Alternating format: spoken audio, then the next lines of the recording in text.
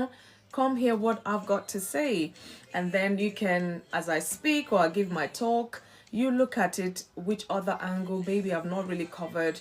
Then you can come up and share that aspect, or we can expand it to that level as well. So welcome once again.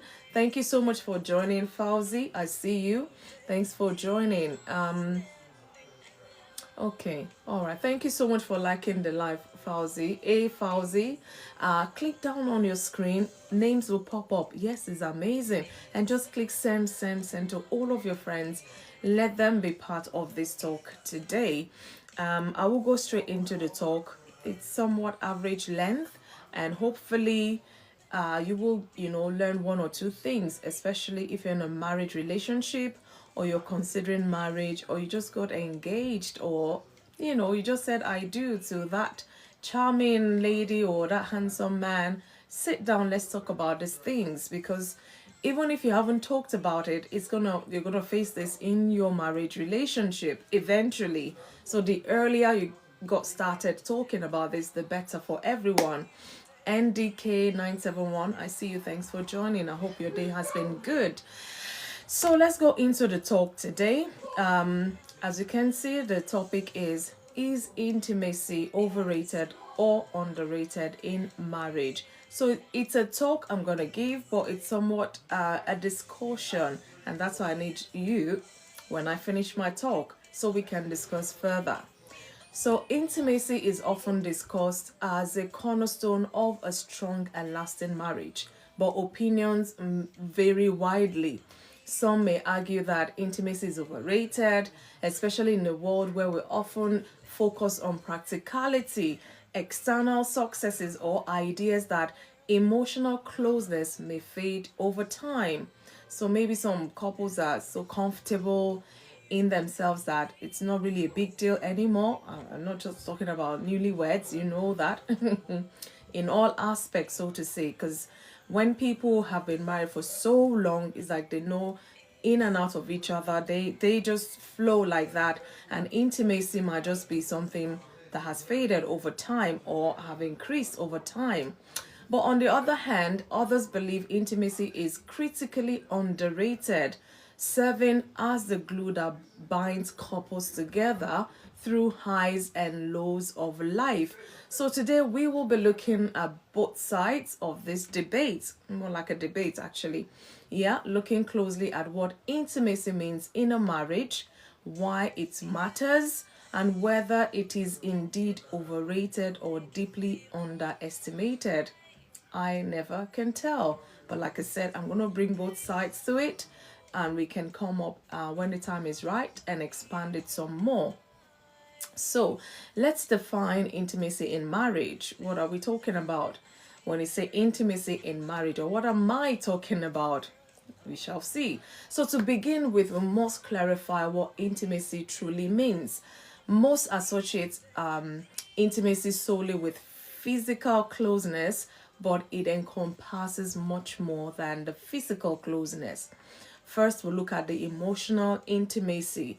So the sharing of thoughts, feelings, and deep emotional connections. Emotional intimacy allows spouses to feel understood and supported and valued in that marriage relationship. So you have emotional intimacy. And again, we can look at physical intimacy. This includes touch, closeness, and sexual relations, which I mentioned, or at the sight of this, that's what comes to mind in a way. So it reinforces trust, affection, and connection between spouses. That is the physical intimacy. That is an aspect of intimacy in a marriage relationship. Another one is, probably would not think of it, intellectual intimacy. So sharing ideas, your interests, and engaging in meaningful discussions together can foster intellectual closeness. It doesn't even matter whether you belong to the same profession or not, but at least you can share discussions, meaningful topics and things like that with one another, and just hear each other's perspective to it. It doesn't have to be something you even have in common. It's just kind of intellectual connection or closeness with your spouse. Again, another one I'm going to mention when you're talking about intimacy is spiritual intimacy.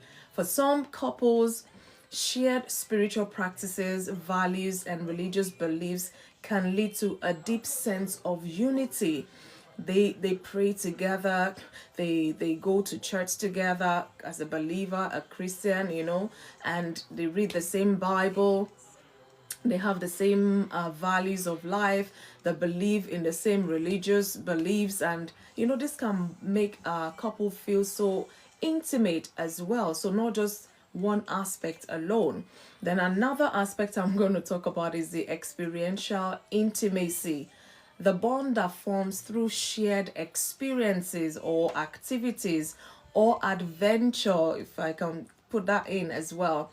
So each form of intimacy contributes to the health of a marriage in different ways. So you cannot neglect one aspect. That's why I said intimacy covers a variety of angles in that marriage relationship, not just the physical, not just the emotional, not just the intellectual, all of them put together. So when these areas are nurtured, couples often find greater satisfaction and harmony in their relationship. So if couples, for example, they're struggling, maybe intellectual may not really affect them as much because there's other aspects. If they're struggling emotionally, to have that intimacy, there may be big challenges. And if they're struggling physically, there may be some challenges. Spiritually even can cause some challenges in that marriage relationship. So that is that on that. So why some say intimacy is overrated? Why do you think so? Some may say that. Like I said, today's topic is more of a debate kind of a thing. As is intimacy overrated or underrated? I wonder, what's your take on this? You can use the chat as I give the talk. Give your submissions and I can read it along. Hopefully I don't miss any whilst I give the talk. So the first one, why they may say intimacy is overrated, is societal emphasis on romance. What does the society say about romance, an aspect of intimacy in a marriage relationship? So we've read books, movies, even social media. They often emphasize passion and constant romantic gestures, setting unrealistic expectations for couples. Some people, they read all these Mills and Boons and all of these romantic novels and all of that, and then in the real life it's like, why is it that you can't have such, the ones you read from the books or watching a movie? In real life, it tells you that is the difference. One is not real life and the other is real life. And in real life, a lot of things happen. Movie is a movie. You can watch it a million times. You might feel that way, romantic, this and that.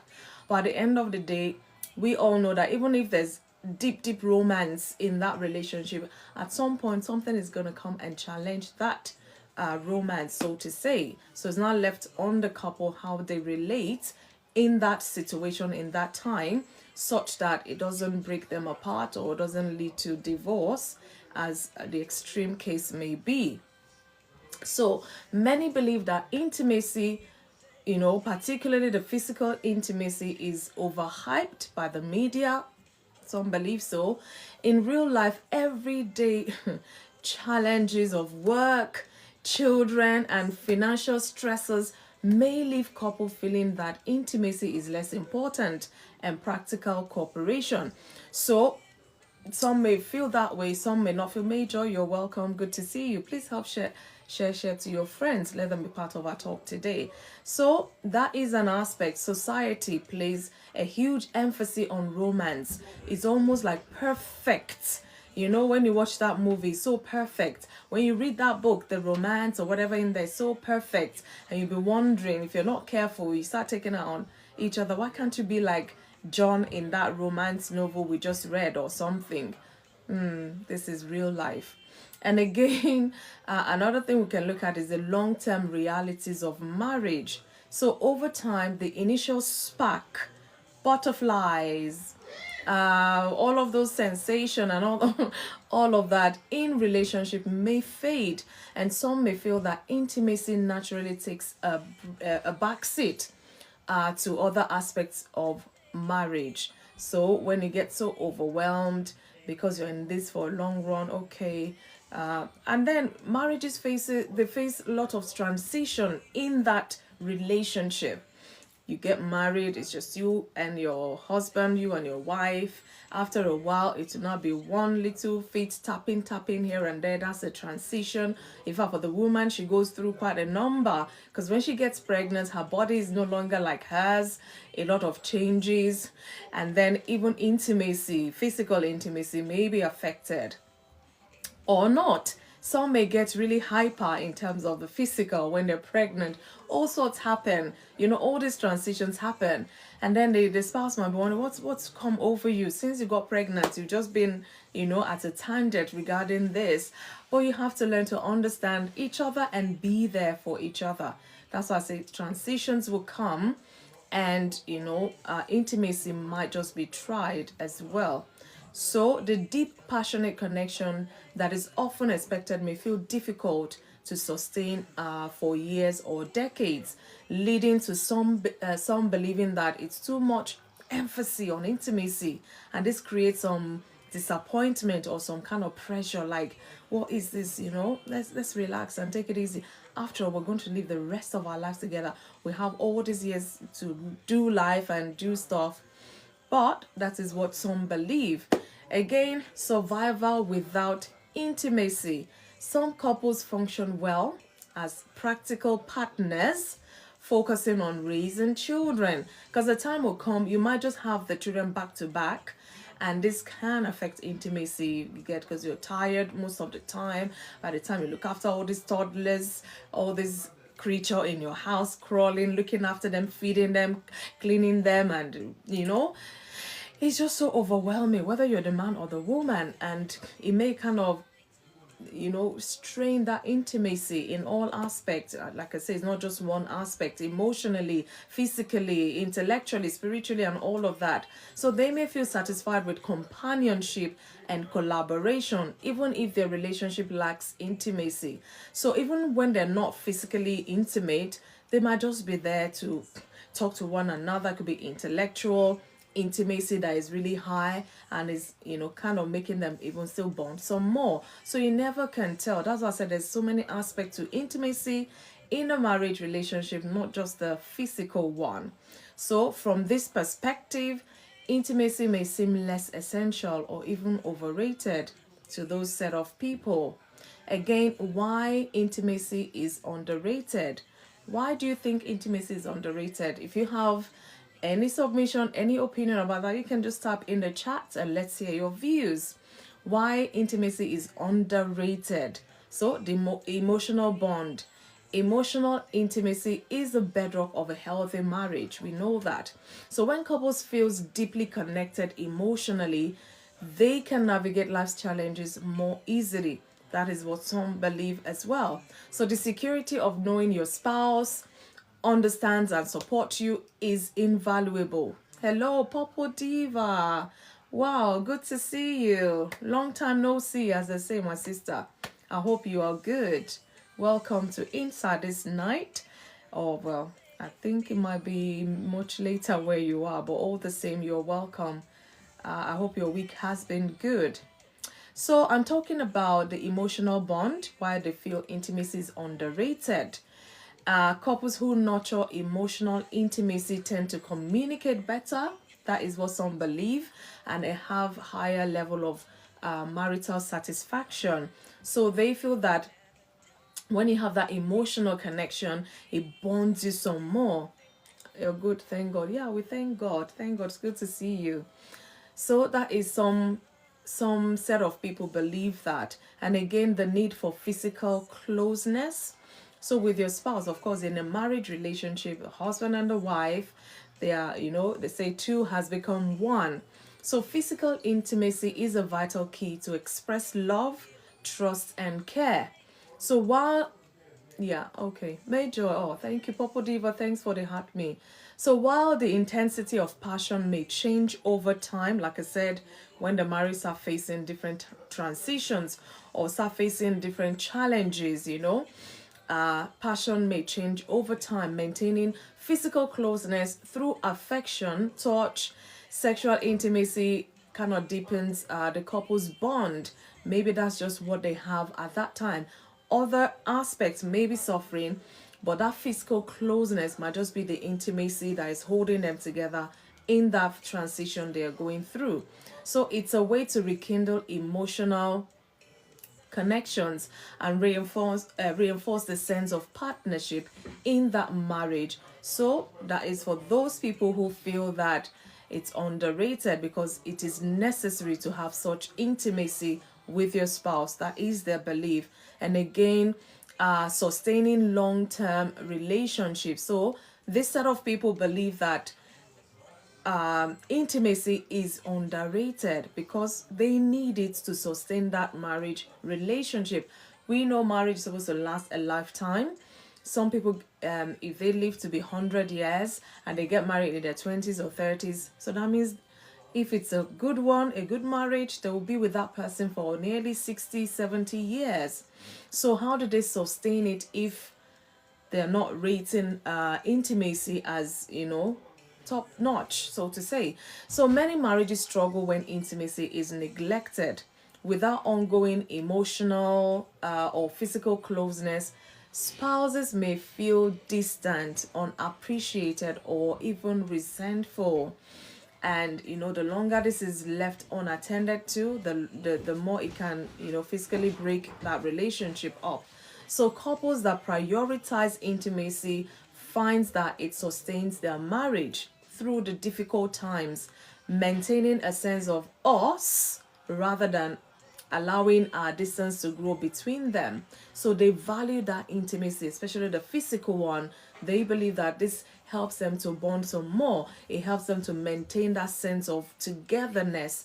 We're talking about marriage and oneness. It's a couple of weeks ago or last week. So that is some school of thought believe that. Big Sugar, you're welcome. Again, prevents emotional drift. So over time, couples can drift apart emotionally if they do not intentionally nurture that bond. So intimacy in its various forms ensures that couples remain aligned with each other, sharing their fears, their joys, and their challenges. Good evening. I hope you're good. Yeah, my day has been good as usual. I hope I'm not looking too tired, but like I say, we got to move. So all these aspects of intimacy in a marriage relationship that I mentioned, some believe it has to be nurtured and it has to be intentional, where you can share your fears, your joys, and your challenges. And this kind of makes you bond even more intimately. So it reinforces the partnership aspect of marriage, making it a refuge for the stresses of life. When you're going through stress of life, imagine a couple, sometimes they face some challenges together, as in this challenge has come to attack the couple. And sometimes each individual in that marriage relationship will face some challenges where you will need your spouse to really be intimate, to be there, to encourage, to support, to hold your hands, feel your pain and all of that. So they believe that kind of helps the intimacy in that marriage relationship. So let's look at the role of communication in intimacy. This one is key. In as much as you want intimacy, if you're not speaking the same language, there will be challenges on its own, really. So let's look at the role of communication in intimacy. So one of the key elements in fostering intimacy is communication. Open, honest communication allow couples to express their needs. That's one. So intimacy, especially emotional and physical, requires both partners to feel comfortable expressing their needs. Sometimes maybe the husband is expressing his needs and the wife does not understand, or the wife is expressing, the husband does not understand. That will affect their level of intimacy when they're trying to express what they need in that relationship. What I need for intimacy might not be what you need for intimacy. But how would we know except we talk about it. So open, honest communication really goes a long way. So without communication, one partner may feel disconnected and intimacy can fade. Love can fade, intimacy can fade. So again, resolve conflicts. Misunderstandings, frustrations, and unresolved conflicts are barriers to intimacy and hence communication again. When you're frustrated with your spouse, you have to talk about it. If you bottle things up, it will just build, and resentment may just start coming in. So we need to resolve that conflict when they come up. Sometimes you might need to talk about it, disagree to agree to disagree, or whatever, but it has to be talked about. If not, it may just fade out the intimacy relationship that you have. So healthy communication allow couples to clear the air, okay, and this can create a foundation for ongoing closeness. There's a rift, you sit and talk about it. You might sometimes cry on each other, hug each other, and kind of brings that closeness. But when you don't talk about it, or one party is talking, the other party is not engaging and all of that, it just builds all these negative emotions, negative thoughts and feelings, and this will not help intimacy in that relationship. So another aspect when we're talking about the role of communication in intimacy, it builds trust. It helps to build trust. So trust is essential for all forms of intimacy. So when couples feel they can communicate openly without judgment, it kind of reinforces their emotional bond and allows the physical and the intellectual to flourish. So you can see that all aspects of intimacy is kind of interwoven. You need them. You cannot survive alone on physical intimacy. You cannot survive alone on emotional intimacy. You cannot survive alone on spiritual intimacy. You cannot survive alone on intellectual. So all of it is intertwined. You need one or the other most times, to bring that bond of intimacy between you and your spouse. So that is that on communication. So how to cultivate and maintain intimacy in marriage. There's always a way. Like I say, there is also always a way. The fact that that conflict is going on and on, or is like it's unresolved, doesn't mean there's no way out, doesn't mean there's no solution. But the truth of the matter is, are both parties willing to sit down and resolve things healthily, amicably, constructively, if I dare to say that. So if intimacy is indeed essential, it requires intentionality to cultivate and maintain. And these things, you can't say, okay, at least yesterday's gone, oh, tomorrow we'll be fine. No, as long as you're in that marriage relationship, things will happen. Your intimacy will fade, come back, and all of that. And you just have to be intentional about maintaining that intimacy. Otherwise, maybe one party is intentional, the other party is not. All of these things, will have its consequences. So I'm just going to mention some few strategies to cultivate and maintain intimacy in a marriage relationship. So the first thing is prioritize quality time. Hey, prioritize quality time. Spending meaningful time together, away from distractions, is key to maintaining intimacy. Regular date nights, weekends getaway, or simply daily check-ins can strengthen your bond. You find out that when you were courting or dating, you're always going to cinema, you're always having time out activities, fun fair, concerts, anything, theater, whatever it is, somebody or one of you at every point in time will set a date. You guys will go on the dates. But now that you're married, it's like, okay, I know I've got you, you've got me, and all of that. And then you just allow life to pass by. Some people can't even say it was 2-3 years ago they went out on a date, or they went out to the cinema, or they did those things they would do when they were courting. It shouldn't stop. In fact, it should increase. But you and I know that issues of life, when we start facing those issues of life or those transitions, sometimes you're too tired to even think to organize anything. You'll be like, okay, we'll have a movie night at home. And you manage to even go to the store and buy popcorn to, just to feel somewhat like you guys are on a date. But you and I know that there is something called date and there's something called date. I want us to focus more on the date, because we're indoors. Most times when you're not out working or something, you're indoors anyways. So coming out of that, what's it called? Coming out of that usual space you're comfortable with, it really goes a long way. You have to put in the effort. It has to be intentional, because sometimes you might come back from work and you're just too tired. Even on a weekend, if you don't have family functions, you just want to lie in and just calm down. And they say, don't worry, we'll go out later. Before you know, another day is here. Before you know, a week is gone. Before you know, a whole year is gone. So it has to be intentional. Date nights, weekend getaways, daily check-ins and things like that will help to foster that intimacy and maintain it. Again, we can look at foster emotional closeness. Share your feelings, share your fears, your hopes with your spouse. This kind of makes you bond. It's like these things you can't tell just anyone, but you're sharing with your spouse.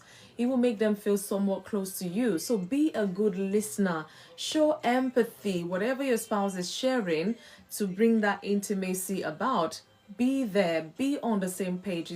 Is rare. Sometimes you find that this person is all lovey-dovey and the other person is serious, busy with life. And it's like they're just hitting a brick wall all the time, and the intimacy is kind of gone. They can't even talk intellectual, they can't even be together, physical, emotional, and all that. Sometimes it kind of dwindles. That's why in a marriage relationship, a lot happens. And I always say marriage is not for boys and girls. It's for mature man and mature woman. It takes a lot, and especially it takes a lot of mental engagement. If you're not ready mentally for marriage, you can easily break that marriage in no time at all. So make sure you're ready. You've just said I do to that man. You just said, will you marry me to that girl? Are you ready? In the totality of it, I'm not talking about finances now. I'm talking about mentally being ready for marriage, because there's a lot in there. You're just still, saying, oh, I'll see you tomorrow. See, you've gone your way, and now you're living together. It's a different ball game altogether. Are you ready for that transition truly? So those are questions you need to ask yourself if you've just been asked to be somebody's wife, or if somebody have just asked you, a man has just said to be the husband. So when you share your feelings, your fears, your hopes with your spouse, it bonds you. We know that. So you have to be, like I say, a good listener. You have to show empathy. You have to make an effort to truly understand your partner's emotion. And sometimes the rift always happens when, say for example, I'm feeling something, I'm thinking something, and this is what I want my husband to do for me. I may not even say it, but I'm thinking it. Well, how would he know? He would only attend to me how he knows best. How best he knows to. It might not satisfy me, hence you have to talk about things. Say for example, I'm a woman that loves flowers and chocolate. If you buy me that, honestly, you've made my year kind of a thing. I love that so much. My husband feels the way he can show me love or affection and all of that is to, what's the other one? Is to buy me whatever he feels, maybe a wristwatch or something. And I'm thinking, a wristwatch? It's men that love wristwatch. I love my flower and chocolate. And he's saying, do you know how much that watch cost me? But she only wanted chocolate and flour. So you can imagine, if that carries on over time, it's going to affect that intimacy. It would just seem like you're not speaking the same language, you're not understanding one another. And of course, it would drift into the physical connection, the emotional intimacy. So we need to learn to listen to our spouses, especially when they have the boldness to come out with what they're afraid of, or what they desire, or what they love from you. Always listen. Maybe you can even top it up. Buy the chocolate and flour and put the wristwatch on it. So that way you feel good, you've done that, and she feels so happy you've done that for her. So balance the two, and if you can't afford it, just get her what she wants. That way you won't even spend much money at all. That's just an example, by the way, guys. So again, maintain physical closeness. Physical intimacy isn't just about sex. Like I said, small gestures like holding hands, hugging, or a kiss goodbye can help maintain physical and emotional closeness with your spouse. Sometimes, even when you're going to bed or what, it doesn't even have to be all the way. It could just be hugs and sweet words, and you know, how was your day, what happened today, oh, I'm so sorry that happened. Just feeling one another, being there, supporting one another goes a long way, and this can maintain that intimacy. And you find out that your spouse is so free to open up to you because you're always listening, you're always empathetic towards them. They're not feeling like, if I say what's going on in my mind now, they will just brush it aside, or they will not, and then they shut down, and then that intimacy you ought to have gained, you've lost it. So it goes a long way, touches here and there, kissing goodbye, all those little bits, it kind of helps the physical closeness with your spouse. Some may say, maybe my culture, maybe I'm an African man or African this, we don't do hugs, we don't do kisses, we don't hold hands. Hello? Who else would you do those things with if not your spouse? So please, let's not allow culture to bring a rift in trying to be intimate with our spouses. Again, grow together spiritually or intellectually. Couples who share common goals, whether spiritual or intellectual, they deepen their connection. Sometimes I may read a portion of the Bible and I'm not getting it, I'll read again. Sometimes you even go online to check what does this mean, and then you just go to your spouse, I read this portion of the Bible and I really don't understand. This is what is coming to my mind, but it's like something is not, and you're supposed to read and we're like, oh, come, no, this is, and they explain to you, and you just feel, oh my God, this person just gets you, even when you're in your spiritual element, so to say. So it can kind of bond, or it could be that your profession or your career or something, your spouse may know one or two things about it, and you're trying to figure out something, maybe the next move, and they just come, have you tried this?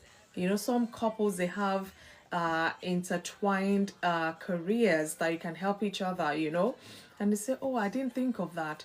Intellectual growth together. So you can see that intimacy is not just about in the other room, as they say. Thank you, Popo Diva, for liking the live. So there's so many aspects of intimacy we need to look at, not just one aspect to it. Again, reading together, discussing meaningful topics, or engaging in shared spiritual practices can foster unity, can foster intimacy. TJ, good evening. I see you. I hope your day has been good. So another thing to look at is adapt to life's changes. Hey, you remember earlier I talked about this transition couples will go through once they say I do. It's not all bed of roses. Transitions will come that will shake you from that comfort place. So as life changes, so do our need for intimacy. Maybe when you're newlyweds, your wife just wants to be cuddled all the time. Now she's pregnant, you want to cuddle her. She will push you a mile away. She's cranky. She doesn't want it. So you have to learn to adapt. That should not affect your intimacy. At that time, you need to use your words. How are you feeling now? What do you need me to do? As a man, or if it's a woman, as a woman, tell your spouse what you need. That hug right now is irritating. Don't be rude though. It's not just doing it for me. I don't want to be hugged. And your spouse would have to learn to understand that, oh, she's pregnant, she's in a mood, she's in a state, she doesn't want the hugs now. You might be missing those hugs. Just wait for the right time. I bet in no time, as the pregnancy progresses, she might just want to be cuddled again. But use your words rather than attitude or behaviors. They might not just understand why you're behaving that way, except you say to them, look, right now, in fact, I feel like removing this cloth. I don't want anything to touch me, because the hormones for a woman, it goes everywhere, and yeah, that's what you get sometimes. So I'm warning you ahead of time now, you husbands, to be husbands in there in case you're not sure, or maybe you're just about to say, okay, let's go and have a baby. Be expecting such. I'm not saying in all cases, but yeah, things happen. So whether you're navigating new parenthood, job stresses, or aging, couples need to adapt their approach to intimacy accordingly. Once upon a time, I was young. Now I am certain age, certain things are not the way it used to be. Does not mean that will be the end of our intimacy. And I'm not just talking in the other room, guys. I mean all aspects. As we age, we're supposed to be wiser. We're supposed to, life experiences and all of that is supposed to help us to adapt to that changes in life. And that should not affect our relationship with one another or that intimacy we ought to have. Don't say, don't hold my hands. I'm too old for that. Don't, are you a baby or are you a child? We did that 20 something years ago and your spouse just wanted to hold your hands. And you're like, why? Why not? So let's be flexible, guys. As a face, all those life transitions, a lot of changes will come our way. And we need to be mindful that it should not affect our level of intimacy with one another. Rather, it should promote it to get to know each other better in that transition. So help each other adapt to that newness or that transition or whatever they're going through. Being flexible and open to change is very crucial. You cannot be rigid in a marriage relationship. So, like I said, the key core thing is intimacy. Is it overrated or underrated? And I'm not just talking in the bedroom, I'm talking about emotional intimacy, physical intimacy, spiritual intimacy, intellectual intimacy, and all of the other aspects that you can think of that I may not even have mentioned. So, is intimacy overrated or underrated in marriage? So, based on what we've explored today, what I've talked about, intimacy is largely underrated because I feel there's so much advantage to it than disadvantages. So, while it may be difficult to sustain the initial excitement of passion of the early days of relationship, which I mentioned, the various forms of intimacy, the emotional, physical, intellectual, spiritual, are vital to the health and longevity of any marriage relationship. It's key. That's why I said you can't just be relating only emotional intimacy, and forget the rest. Everything is intertwined, kind of, and they have their place. They have what they do in a marriage relationship. So for the health of that marriage relationship and the longevity of it, you have to consider all of these aspects of intimacy, not just one aspect, such that as you age together, as you grow old together, you even bond some more. You even have this close intimacy. Have you guys ever wondered sometimes, husband and wife may be apart, and then maybe the wife, she's feeling this tummy ache, and the first time she goes, guess what, I'm just feeling, and the husband will say, me too, I'm feeling tummy ache. That intimacy, that you feel each other's pain.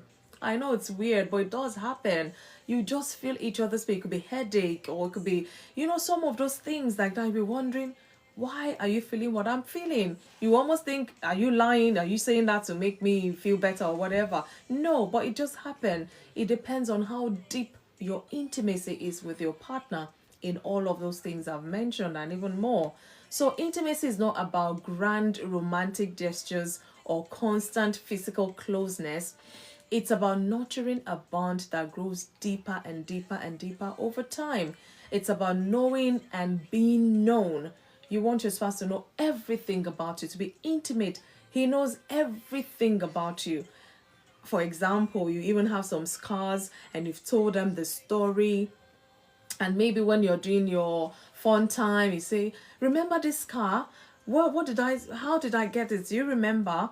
Things like that. It just brings that closeness. It just gives you that assurance that, oh, he was listening or she was listening all along.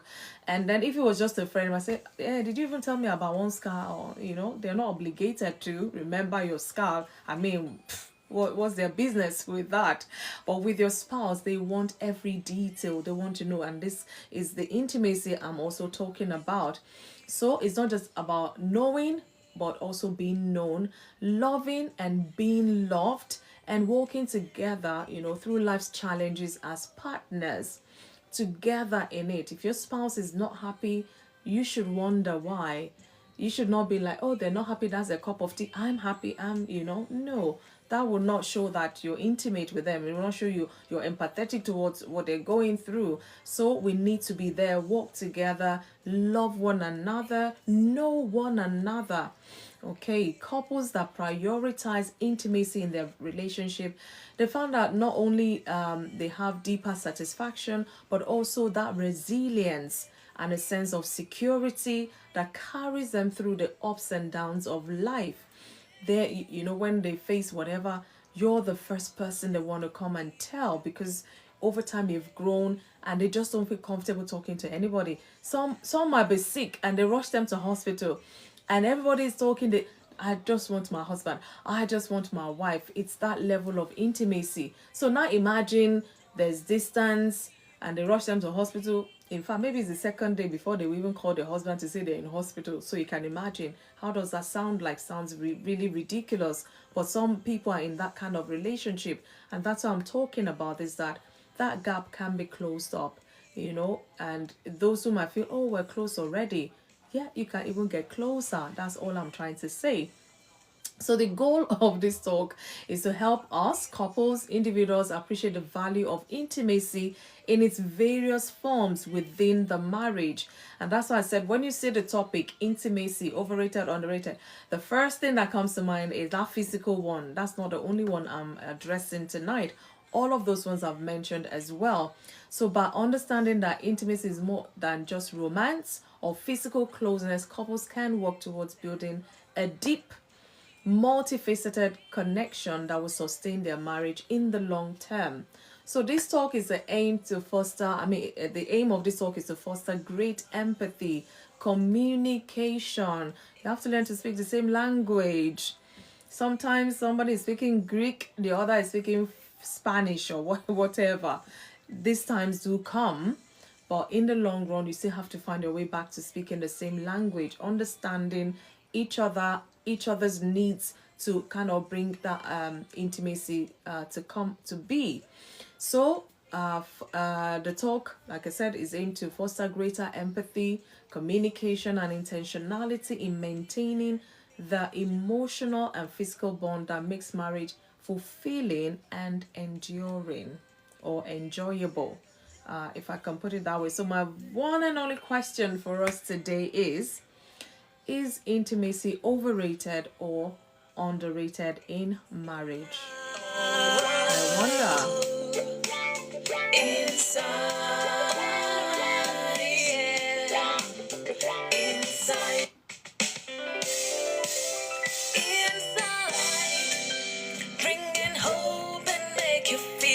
Hey, lover of good things, how are you, sir? I trust you are good. So guys, I'm going to be opening the box. Let's talk some more about this. Maybe there's some other intimacy aspect to marriage that I've not even mentioned in my talk, or maybe there are some that are more popular than the other, or whatever is your take. Please come up, let's talk some more about it. It's just to make us feel comfortable talking about this kind of intimate talk, and then whoever is out there struggling will be able to take one or two things to help them wherever they might be at in that relationship, especially the ones maybe struggling or having conflicts at the moment. If you want to share one or two experiences, please feel free, send an invite. Let's talk about this topic some more. And my puzzle from last week, nobody got it. It's a whole week. I want to believe everybody has gone to Google and look for the answer, but who knows? So I'm going to be bringing my puzzle very soon. But let's go deeper into this talk. Is intimacy overrated or underrated? What is your take about this? Send an invite. Let's talk some more about it. And please, let's feel free. Like I said, it's a free space here. It's a safe space here. At least if anybody comes and we just want some perspective to the topic, really. Good evening, sir. Good evening. How are you? How are you? I'm good. I don't know where this noise is coming from. Huh? There's a noise. Okay, let me. I think it's from your end. 1 second. Yeah, lover of good things. Good evening, sir. I don't know. There's a humming sound that is coming from your end. Let's try again and see.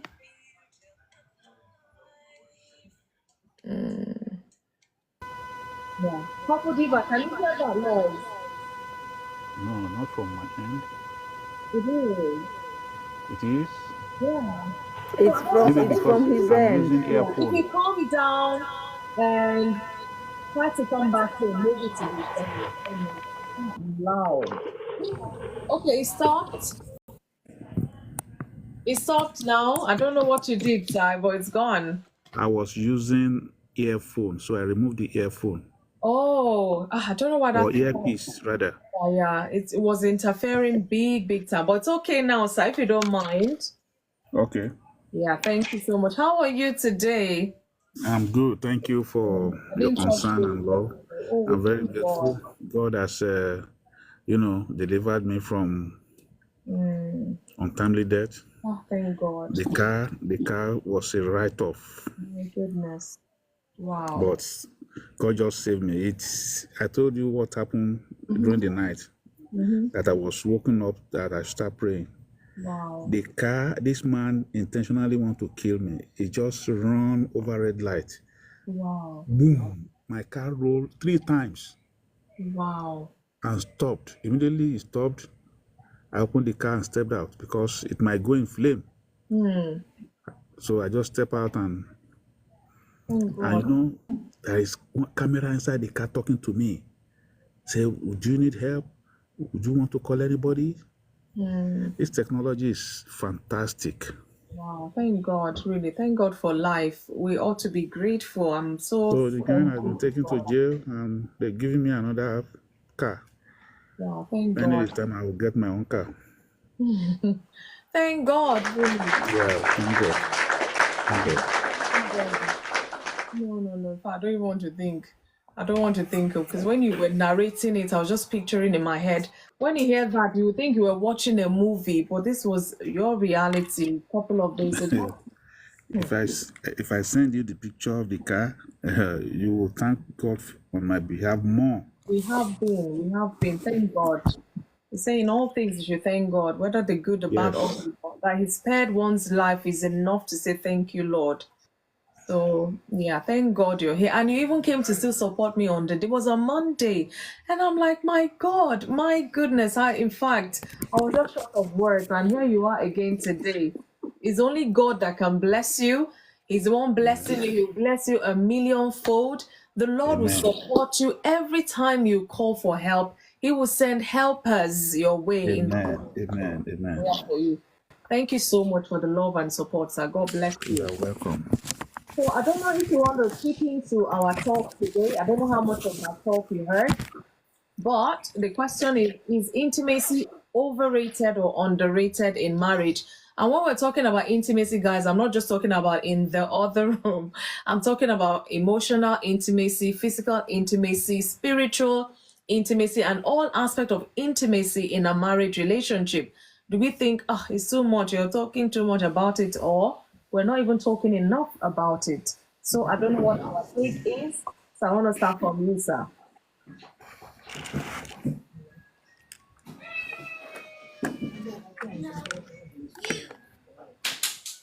Are you with us, sir?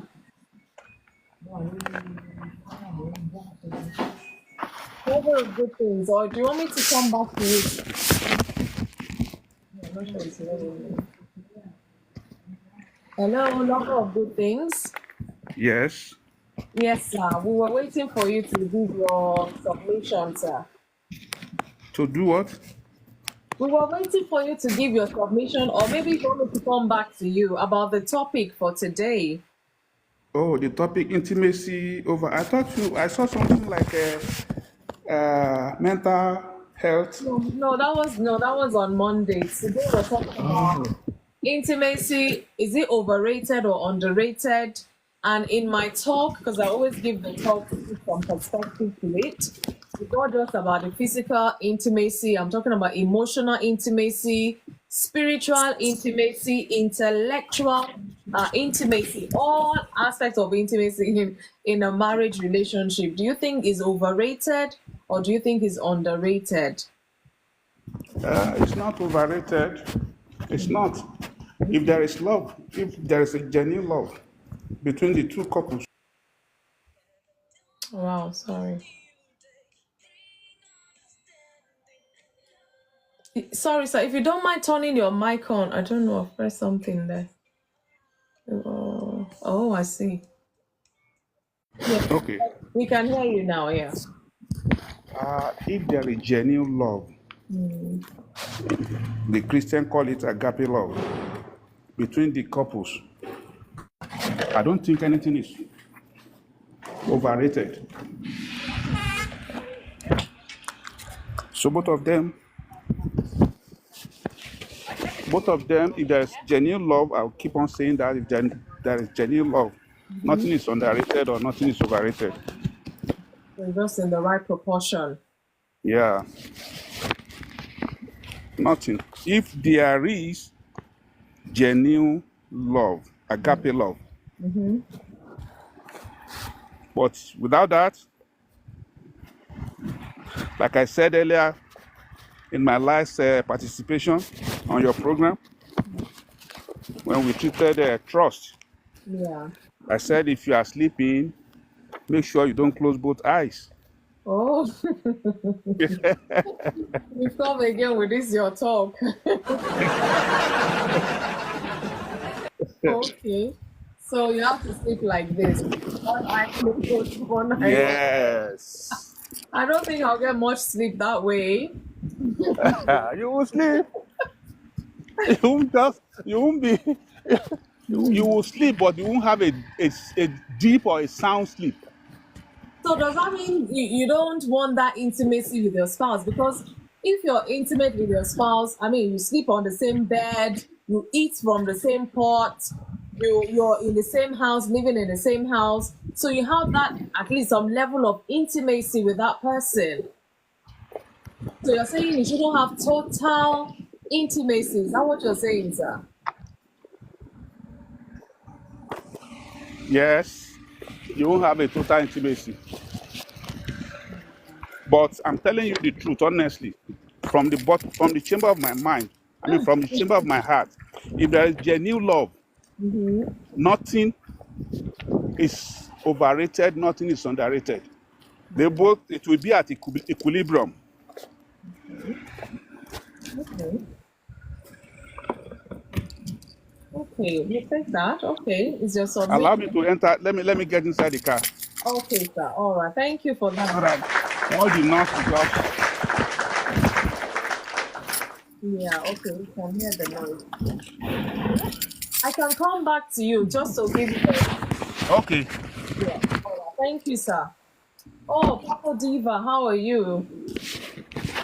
Tell me you slept off already. Because I know our timings are it's probably way, way late where you are. How are you? I'm good for me. How are you? In fact, I feel like saying Happy New Year. Oh In my fact, God. my goodness. I'm fine, thank you, and hope you're good yourself. I am good. Let our brother mute. There's some noise coming from him. Me, I'm sure he doesn't realize I muted him. Wow. Okay. It's good to have you here, sis. Yeah, it's been a while since my birthday, but we thank God. Oh, really? Has it? Yeah, Oh, that's it. since last month. Yeah, since last month. Oh, okay, September. Okay. Well, it is good Mm, to see you. Anyways, you're welcome. I don't know thank how much you. of the talk you heard and what's your take, because I can't really cover all aspects of the talk, and that's why I always need us to come and expand it some more, share our experiences, our take on the topic, just to help people out there. Okay, I will start by picking it up from what our brother has been saying, that if there is a genuine love, you know, if there's genuine love, then I should sleep soundly, you know. If there's genuine love, why would I sleep with one eye open and one eye closed? Only if there's no genuine love will I sleep with one eye open and another eye closed. That's my take on this, yeah, because when there's genuine love, you want to know this partner inside out. Yeah. You want to know her dislikes, you want to know her likes, you want to know what makes her happy, you know. Mm-hmm. Mm-hmm.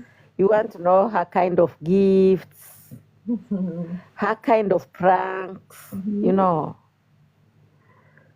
So for me, I would say in most cases we fail to want to know more of our couple, more of our partners, like it's supposed to be.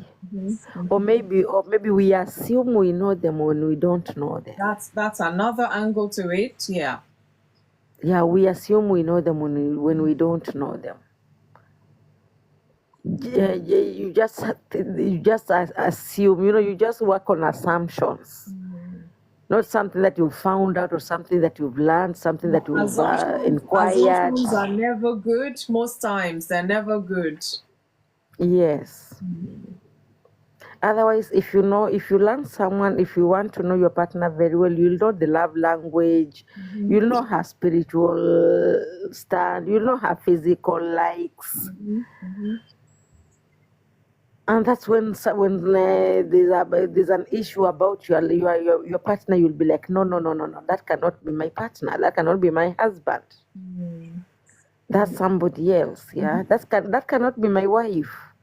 That's somebody else you're talking about, not my wife, because the wife I know is not like that. The husband I know is not like that. Because you've taken your time to know your husband, you've taken your time to know your husband's love language, your wife's love language, your wife's dislikes and likes. Yeah, very true.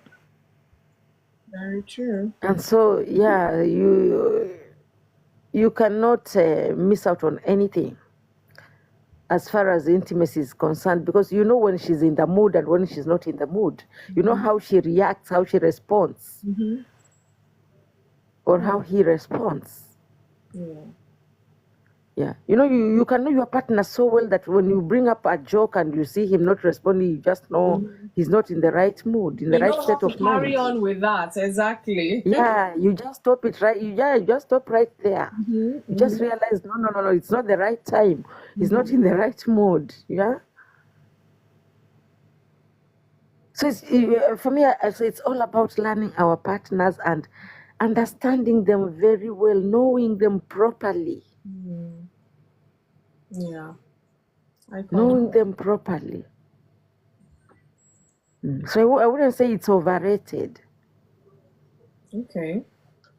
Yeah, I wouldn't say it's overrated. Okay. We hear you. Yeah. We hear you. Thank you. Thank you. Yeah, because you see. Yeah? Go on. You see, even in the other room, you will know how your partner responds. Yeah, of course. He or she might even show you the signs of being in the mood from the word go. Before you even reach there. And she might also show you the signs that she's in need before you even reach there. So depending on how you know each other, how you relate with each other, how you communicate, how you handle each other, how you understand each other, you know.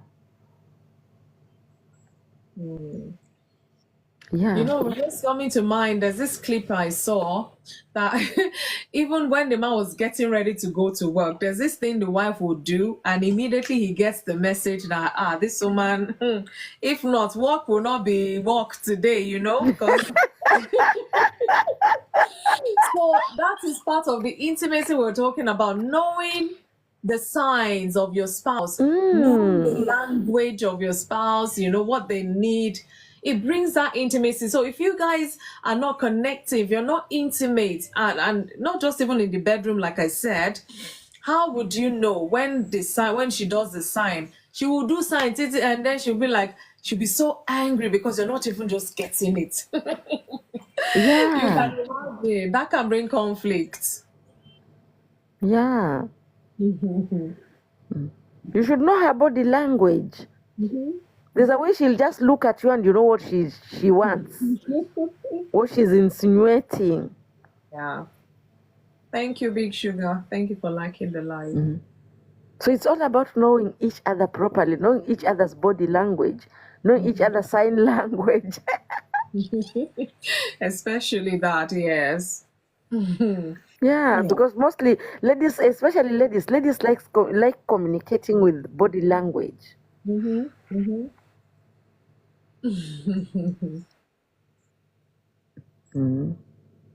Okay. So it's high time. It's high time people learn their spouse's body language and just understand it very well. Understand your spouse's eyesight. When she looks, there's a way she will look at you. There's a way he will look at you, and you just tell what this person wants. They don't have to say it all out there. You should know.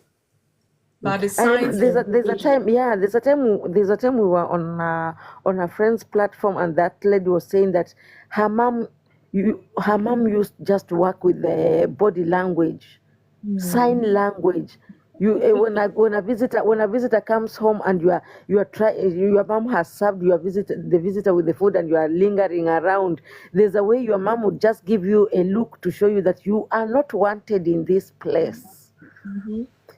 Yeah, your mom will just give you a look. That kind of intimacy with the mother is been built over time, and that child, knows because they were intentional. The mom will say, "If you see my eye roll this way, you know what it means. Thank you, Rita, for the heart me." So it takes time to build that intimacy.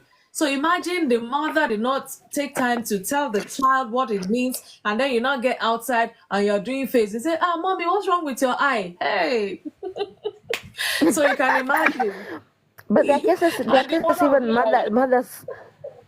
even mothers are not. I will not even tell you that when I'm rolling my eyes this way, I mean this. You just have to understand it by yourself.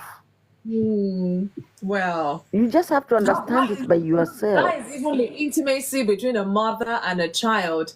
So, but we are talking about marriage. I mean, it kind of everything is intentional. So when it comes to marriage, during courtship, when you're courting this person until marriage, and in marriage it's when now it's profound. It comes out clearly because now you can't hide anymore. Yeah, you can't hide it anymore. You can't hide your dislikes anymore. You can't hide your likes anymore. You want them known. Yeah. And the way you express how you want them known, if your husband or if your wife is keen, he has to know. He has to know how you behave when you don't like something and how you behave when you like something, because there's no way you will be behaving the same way. No. I gave an example to those who are just joining. I gave an example and I'll say it again. Say, for example, I love flowers and chocolates, and my husband, the way he would appreciate is just to buy me a wristwatch. And I'm thinking, you see, a flower and you're buying me a wristwatch. So you need to understand her language, what she likes. I know you like to give her that. But have you even asked her what she wants? Have you asked him what he wants? Because sometimes, Diva, you talked about assumption. We just assume, and this thing over time is like, they just don't get it. I don't like this kind of thing. But because you like it to give to them, you just keep doing that. And that will not build intimacy. It will not build that intimacy at all. So thank you. Thank you, Papa. I caught you. You can carry on. You mean me? No, Popo Diva. Then I'll come back to you before I go to Big Sugar. Thank you so much for your patience. So, Popo Diva, I don't know if you're rounding up or you're still. Yeah, I'm rounding up.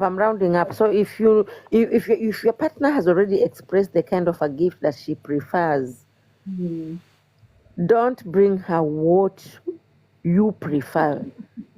Put aside your preferences. Okay, let it be in addition to what she likes. In addition to what she likes. Yes. Yeah, I rest my case. Okay, thank you. It's very crucial. You know, little things, it seems little, but it can be big when it's not attended to. What does your spouse like? Not what you like for them. They're two different things. You can do what you like for them, but also do what they really like. That way they know you're paying attention to them. That way they know that, oh, this is my person. And it builds that bond, it builds that intimacy we're talking about.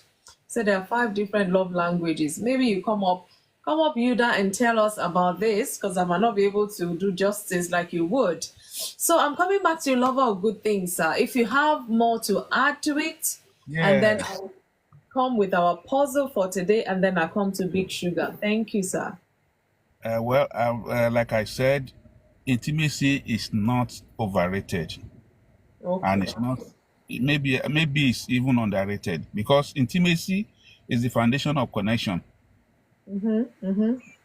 It is a key component of romantic relationship that can help people to feel understood, comfortable, and able to be themselves. Yeah. A lack of intimacy can lead to problems. You understand that? Yeah. It can lead to problem. It can, lack of intimacy can lead to loneliness, neglect, Yeah. emotional distance, communication brings down. Resentment. So another part is sexless marriage can be difficult. It can be. Yeah, and it can lead to distance. Yeah. They I won't be able agree. to. Yeah, and to support what that sister said earlier on, that you have to study your man or you study your wife. You know what they want, what she wants, what Yep. he wants. That means if you give her or him whatever he needs or he wants, that he loves to have, then he will know you are paying attention to him or her. That and this will help the relationship.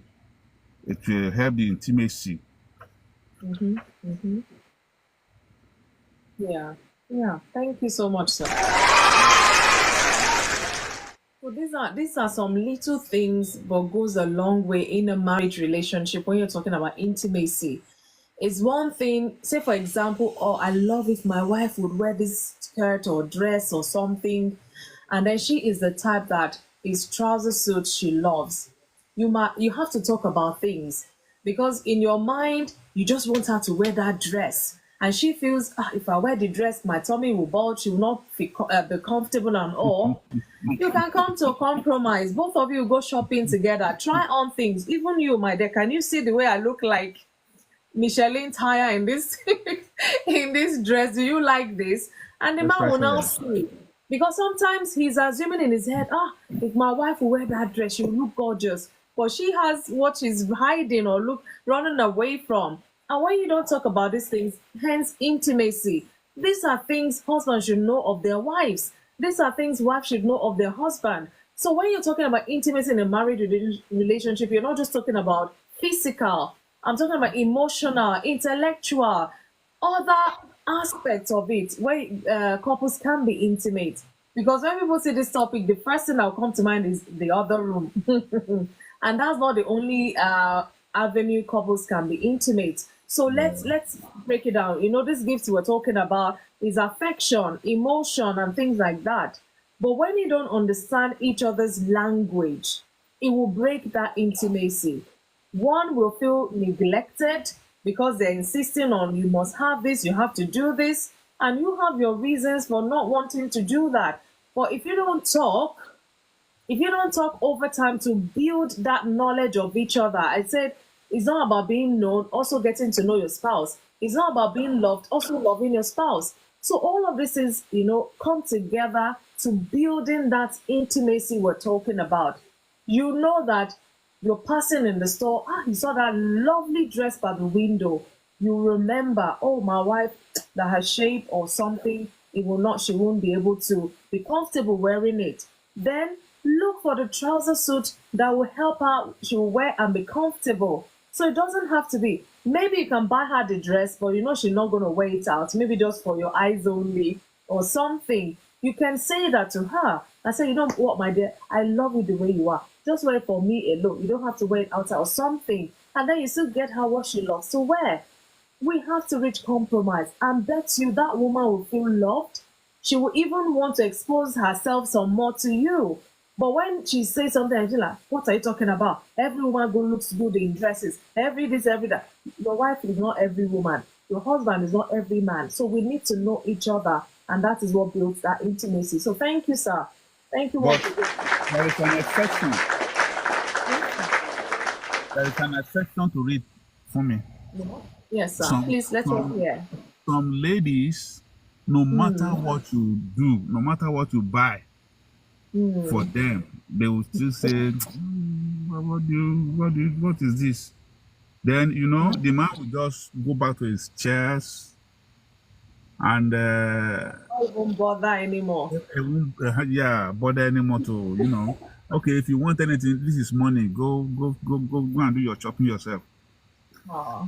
There are some ladies like that. I've seen. Of course, I know. They're never satisfied, or At you can't all. just treat them. Yes.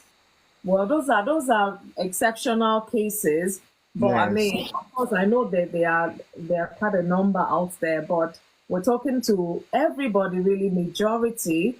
And if you're the one Rational being. We are talking about rational being now, not exceptional. that's what you want to call them. Okay, we accept that. So I want to believe that even if they're in the FYP listening right now, they will make amends. Thank you so much for sharing. So thank difficult. Some men are difficult. Is either way. There's no. I haven't done the research to know what statistics is what man to woman. I don't know, but That way. Both ways. either way. Yes, that's true. So thank you, sir. I'm going to mention my puzzle because I'm looking at the time. So the puzzle for today was the one from last week that we didn't attempt or we didn't even get right. So I'm going to bring it back again. My puzzle is, what did the car salesman shout in church? What did the car salesman shout in church? If you know the answer, if you're already in the box, please feel free to answer it. Otherwise, maybe I'll still keep my gift for today and bring it back next week. We'll see. I really want people to try this. What did the car salesman shout in church? So I'm going to come to you, Big Sugar. Thank you so much for your patience. Oh, wow. Thank you so much for your patience. I don't know what your take is on it. At least you've heard us banter back and forth. Is intimacy overrated? Is it underrated? Should it be just balanced? Or what is your take on this topic? You are welcome to Insight, and I hope your day has been good so far. Good evening. Thank you for having me this night. You're welcome, sir. Sorry. Actually, I joined your program this night late. Then, secondly, the network is not really friendly this night. I think it has been frustrating somehow since about few minutes ago. So, your topic, you're saying intimacy. Intimacy on what? I don't understand. Is it on marriage or? That's the thing. In marriage, that's what we're talking about. Okay, intimacy in marriage. Either should be overrated or underrated. Is that what you're saying? Is intimacy overrated or underrated? And like I said, once you see the topic, you'll be thinking the other room. There's so many aspects of intimacy between a husband and wife. So it's not just in the bedroom. We're talking about emotional intimacy. We're talking about physical intimacy. We're talking about intellectual intimacy. We're talking about spiritual intimacy and all other aspects. So not just one aspect, because people tend to look at just the physical and neglect the other. So do you think it's overrated? Should we even be talking about it? Is intimacy needed in a marriage?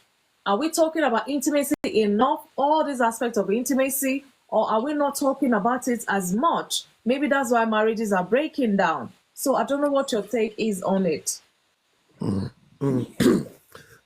excuse me. Actually, to me, in marriage, Evening, Coach it's Tola, you're welcome. to me in marriage, intimacy is very, very important. You know, if you could remember, I think the last program I joined, we're talking about the is it trust? Talking about the trust, Oh, if I okay. could remember. You know, I mentioned Well, something talk like about oneness, marriage and oneness. Maybe that's the one you're referring to. no, talking about maybe trust in marriage Okay. or so. Okay, maybe, yeah. So I mentioned something, I mentioned something like love. I said love and trust, they work together. In marriage, if there is no genuine love, it will be very difficult for trust and Okay. intimacy to thrive. Okay, that's You true. understand?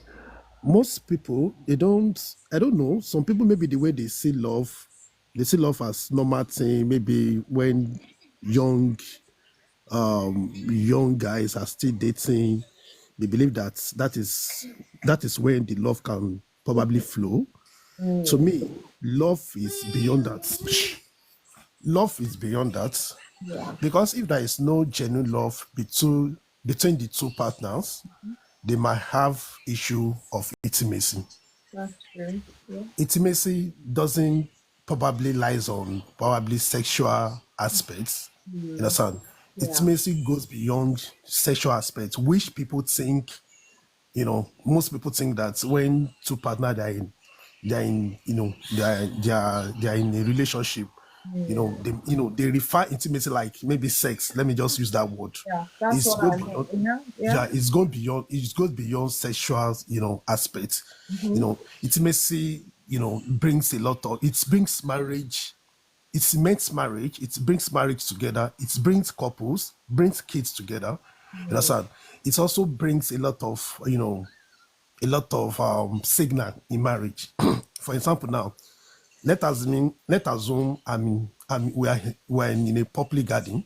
Yeah. You understand? If there is intimacy, I can just, whisper to my wife. I mean, I can just, probably use my eyes signal like this to my wife. Automatically, she knows what I means. Understand? She too can also do that to me. I know what she means. Yeah. That is power of intimacy. Yeah. But if there is no intimacy, how will I probably know what she's probably trying to, try to say, or probably try what she means? You understand? So, and if there is no intimacy, how do you want to know even the size of the busters of your husband, or the pant of your wife, or maybe you know maybe gown, maybe dress, maybe all those things? You understand?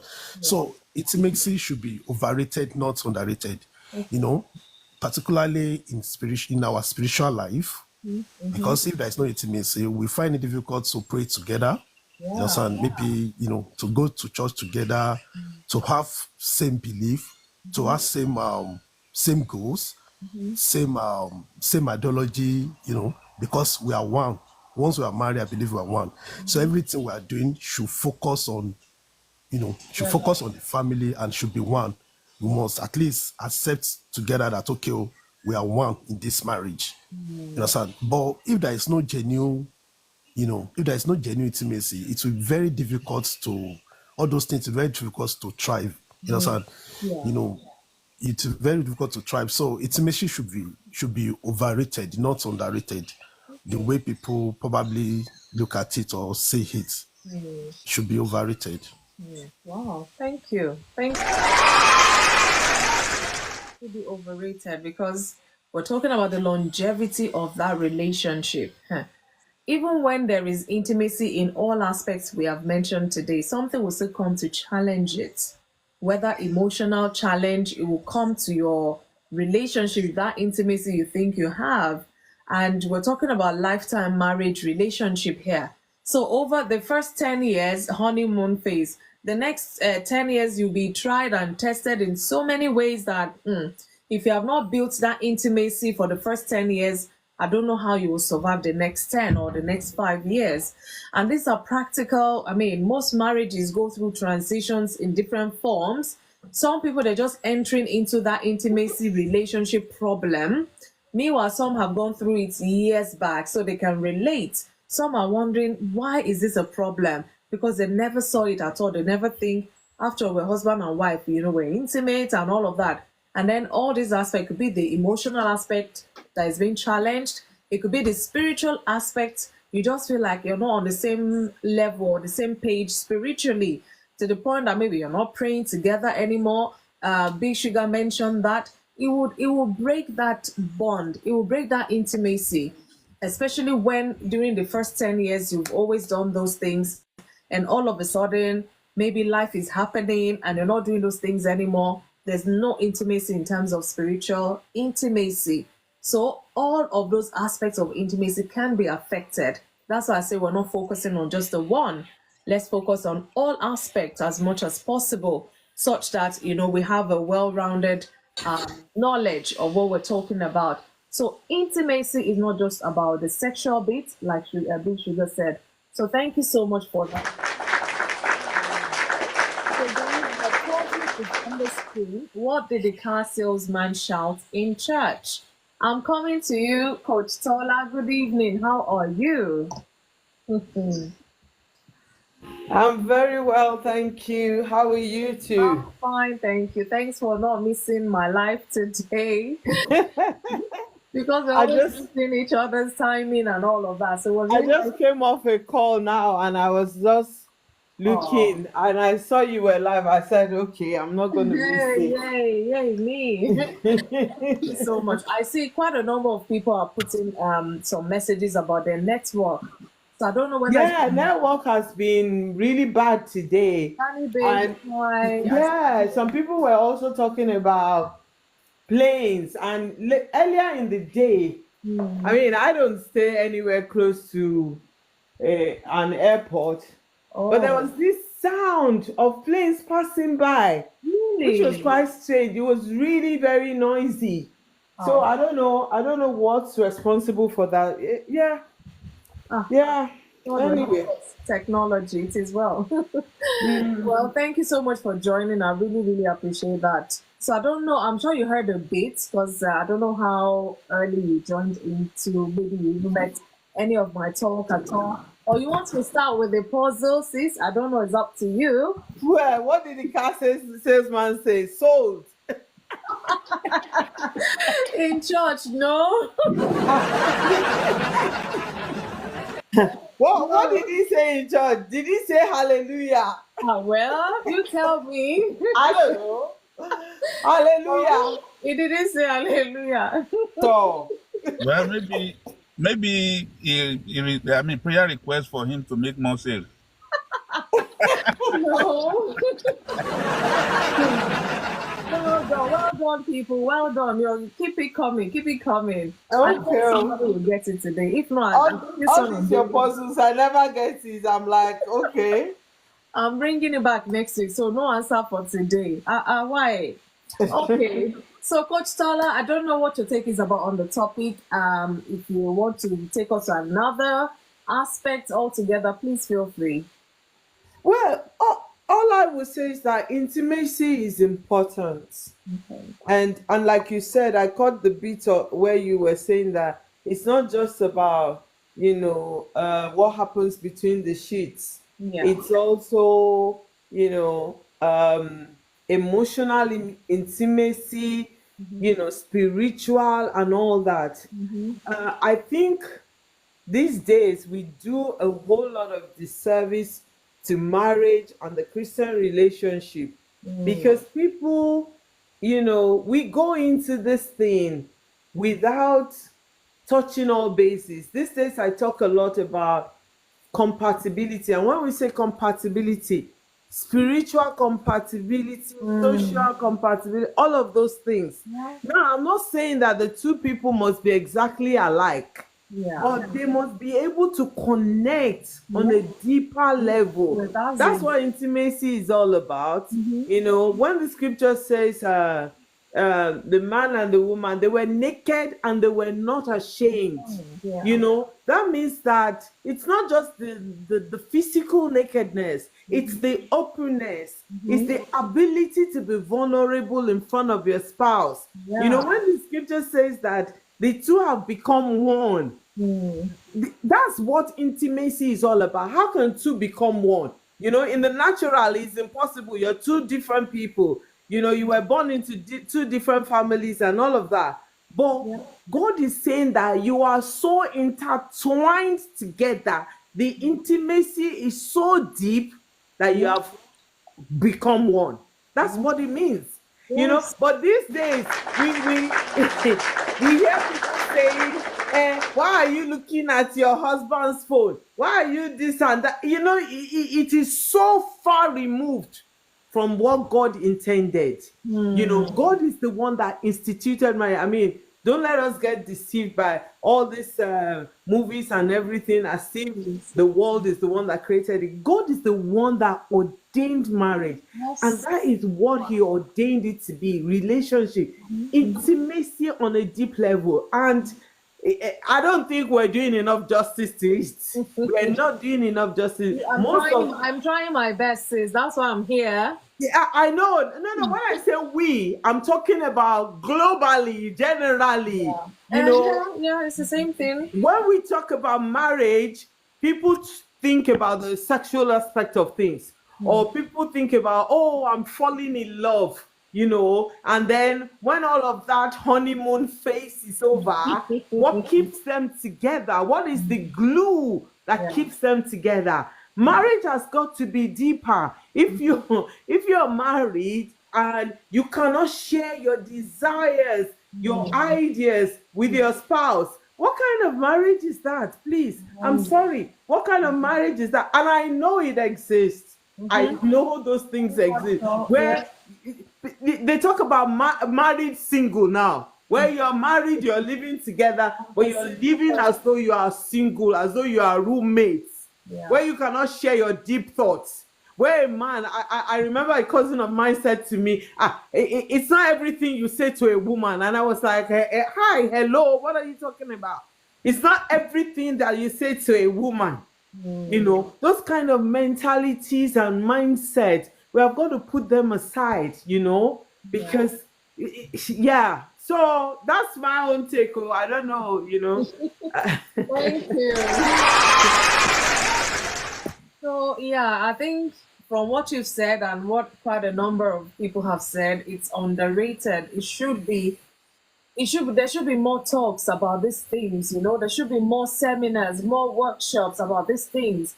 Because you find out that it's not only domestic abuse or domestic violence that breaks up marriage relationship. There are some other silent breakers of marriage, I'm telling you. And because we shy away from talking about it. And that's what I always say to people, look, when you're getting into that phase, you know that you're getting ready for marriage, go and do premarital counseling. If you belong to a church, please go and register yourself. Some pastors will chase after couples who come and say they want to get married. Pastor will not be chasing to give you counseling, and they will not turn out. And then when the problem starts in that marriage, is this pastor not? They will start chasing pastor. See what my wife did, see what my husband did. But then when they were trying to, educate you about what to expect, you were nowhere to be found. So intimacy goes a long way, and quite a number of I've said, and I've also said, it's not about the sexual bit alone, other aspects of it. Because you might be compatible sexually, and other aspects you're not connected. What kind of intimacy is that? So it's only sexual, you just have that, and every other thing suffers. How long would that, would that sustain that marriage? So all other aspects need to be talked about as well. Because like I said, the moment you see that topic, it's the sexual bit that comes to mind. But there is more to the sexual intimacy in a marriage relationship. Some people, they can't connect emotionally with their husband or with their wife. And it's a big problem in that relationship. And it's affecting even their relationship with the children, their relationship with other people or whatever as well. So we can't neglect certain aspects and just hold on to the popular aspects. And then society as well, don't get me started. Society just paints certain things that we know it's not right, and they put it as norm. For example, this phone thing you mentioned, you know how many hangouts have been at where this, should you open your husband's phone, should you open your wife's phone? I'm wondering, why should they even be a topic? Why should it be a topic? If I go out and I forget my phone at home, until I come back before I see the phone, I will now not leave what I'm meant to do and come back all the way. Just to get my, why? What is there? I will even find a way to reach my husband. I don't understand. No, maybe I don't understand. Should that even be a thing of debate or talk? So you should be intimate sexually. You should be intimate emotionally. You should not be intimate phonely. I don't know the word now. Help me with the word. What is there? Are you hiding something? That's the first word that will come. So in order for your spouse not to be thinking, because assumptions are always negative most times. Give the woman the phone, give the man the phone, let them satisfy themselves, except you're hiding something. Because that should not even be at all a debate. And we can choose and select where we want intimacy in a marriage relationship. Hey, it will backfire someday. Yeah. Let me chip in something. Please. Yeah, mathematically, intimacy revolves around love plus respect minus arrogance. Ah. Love plus respect minus arrogance equals intimacy. Love belongs to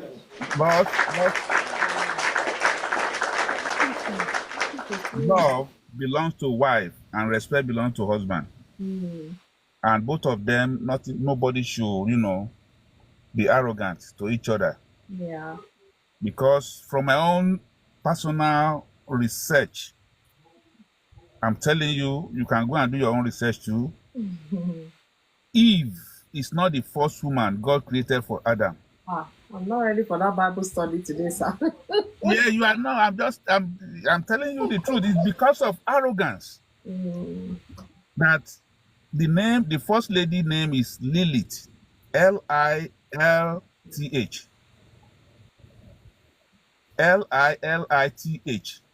Lilith. You can go. It was mentioned in Genesis chapter 6 briefly, but because of arrogance, she lost that position, and God created Eve for Adam. Arrogance and submission. She refused to be submissive to Adam. So whatever we do, whatever we say, we should. The Bible says, "You husband love your wives, and you wives respect your husband." I think that's it. Okay. I'm trying to do a see, because I mean, and sometimes, when you feel okay, we're married, is you and I, sometimes we take each other for granted after some Yes. Okay. Yeah. And some will say, my keys, my keys, my keys. Forget your husband. My keys, my keys, my keys. What you're supposed to do, your role to your husband, you forget to do it. Because of the keys will be widening both of you. There will be a gap. You say it is so, my keys now, my keys now, my keys now, my keys now. We can take care of that aspect too. Oh wow. Okay. Like I said, I'm not going to the Bible study. I think I'll read this one for my ears only or my eyes only. Everybody can go and do their research about who Lilith is in the Bible. L for Larry. Yeah. I for in. L for Larry. I for in. T for Thomas. H for hippopotamus. Sorry. Okay. Thank you, sir. Go do your research.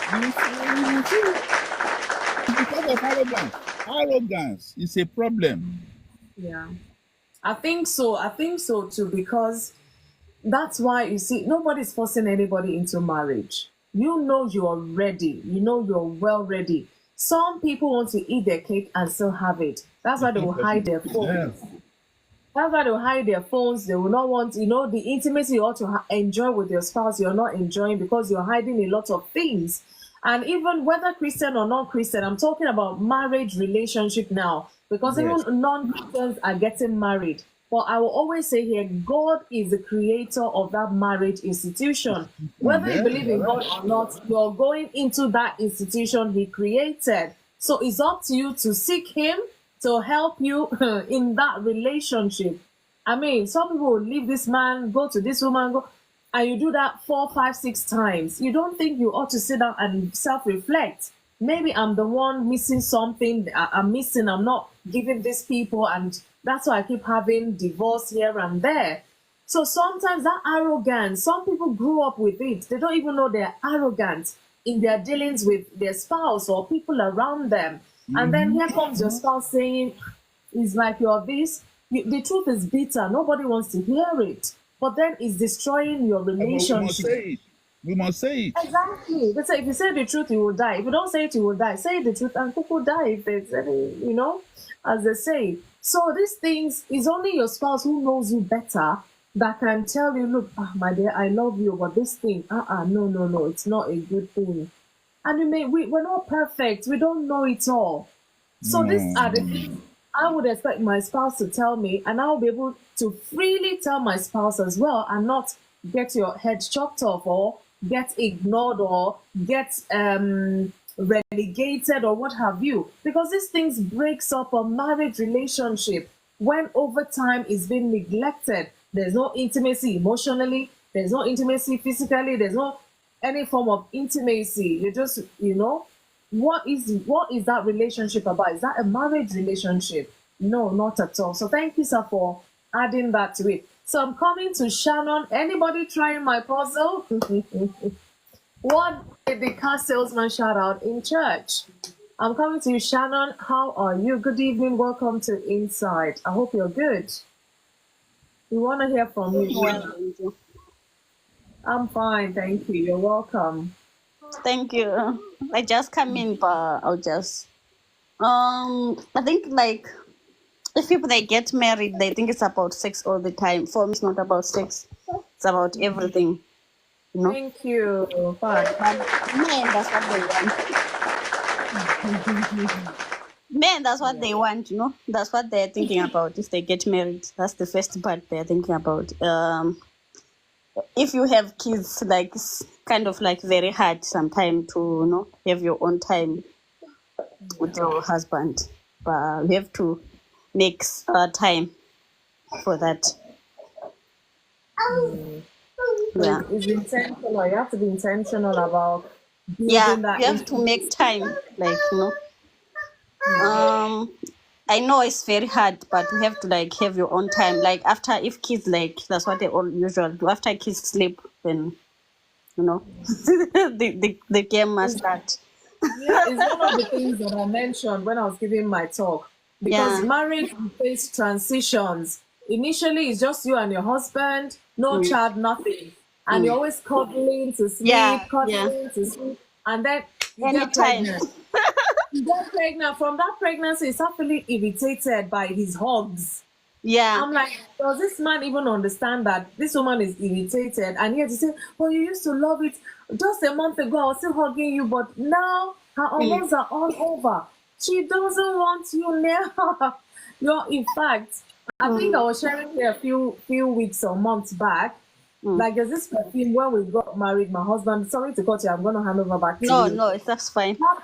I love that perfume so much. In fact, sometimes I'll go and sneak and press the thing on me and run out. I love that perfume so much. Every time he would buy, like, my wife really loves this perfume. And then, lo and behold, I got pregnant. All of a sudden, he used the thing. And I'm like, something bad. Something is smelling. And it's like, you've come with your drama. What's up? I said, what perfume did this play? He said, your favorite. I said, no, I'm sure you bought a fake one. Honestly, this thing turned to arguments in my home. I'm like, no, how come it smells so bad?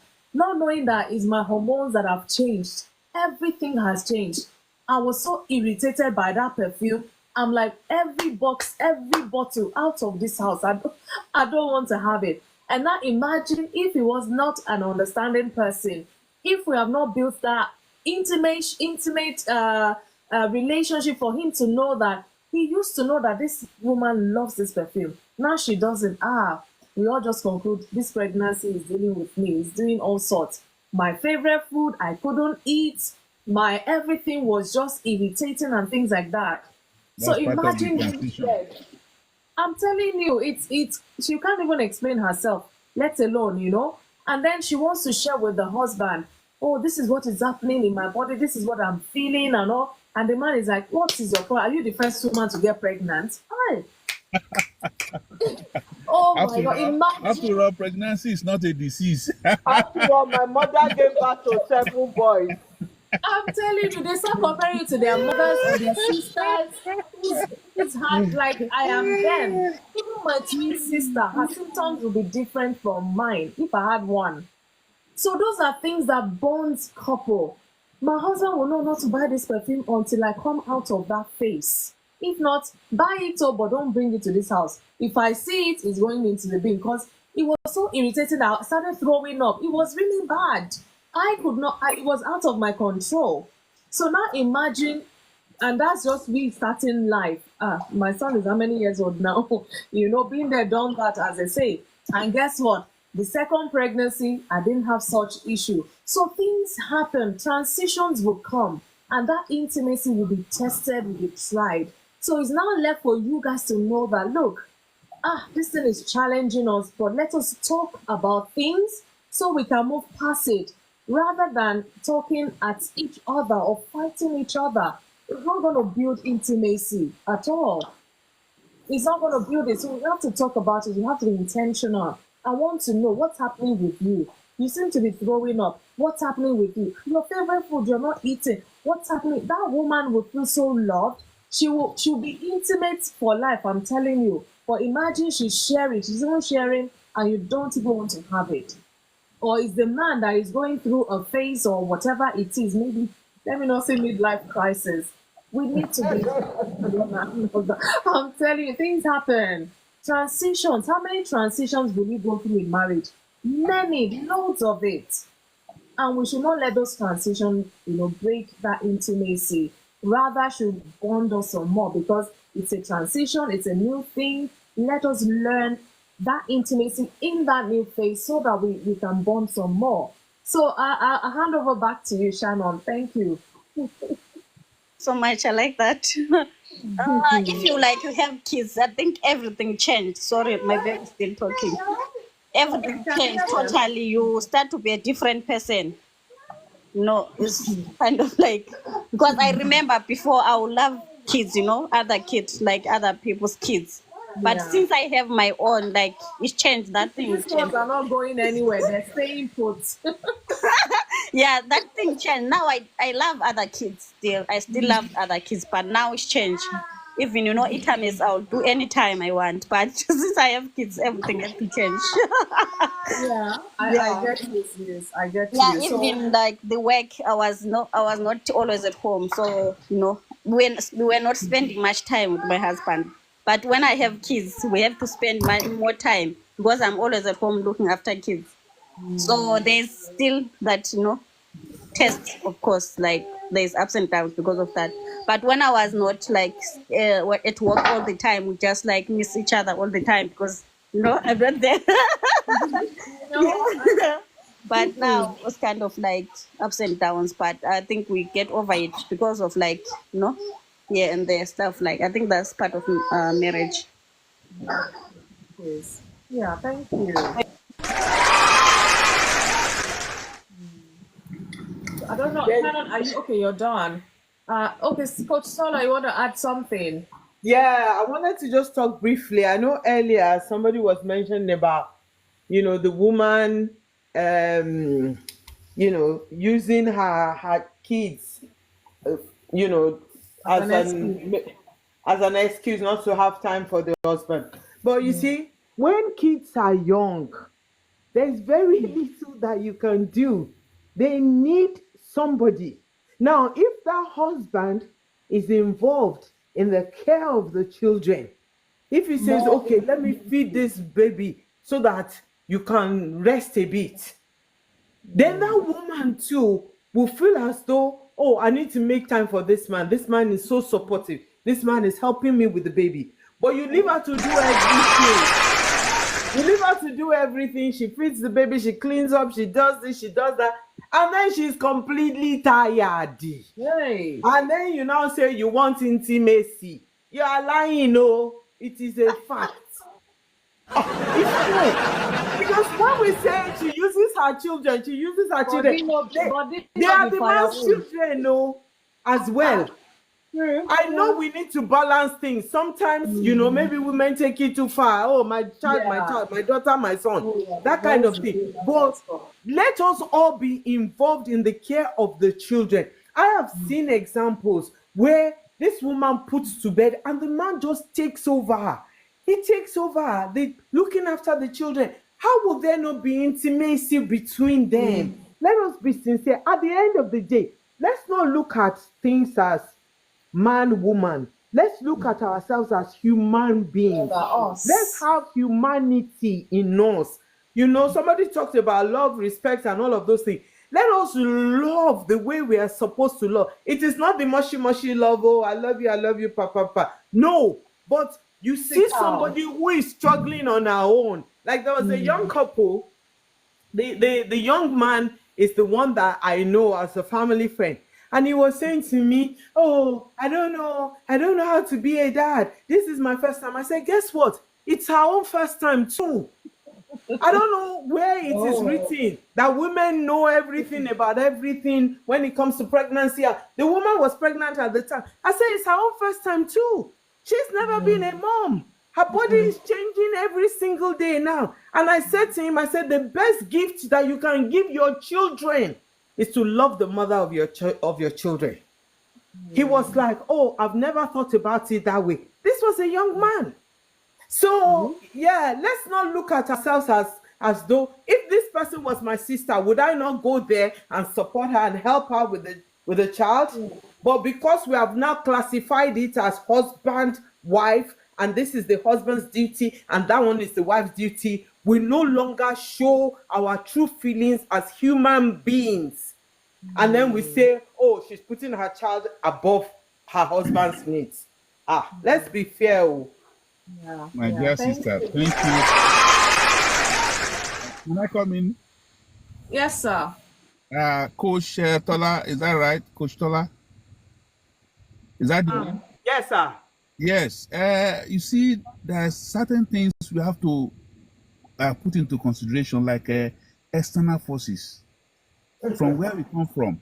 I have a friend who they married earlier than before I married, and the man, both of them are just one. They are one. They love each other. They help each other. This man was cooking for his wife in the kitchen, and a family member of that man walked in. Oh my God. And he met him in the kitchen cooking. You know, can you imagine? I'm telling you, that was the end of the marriage.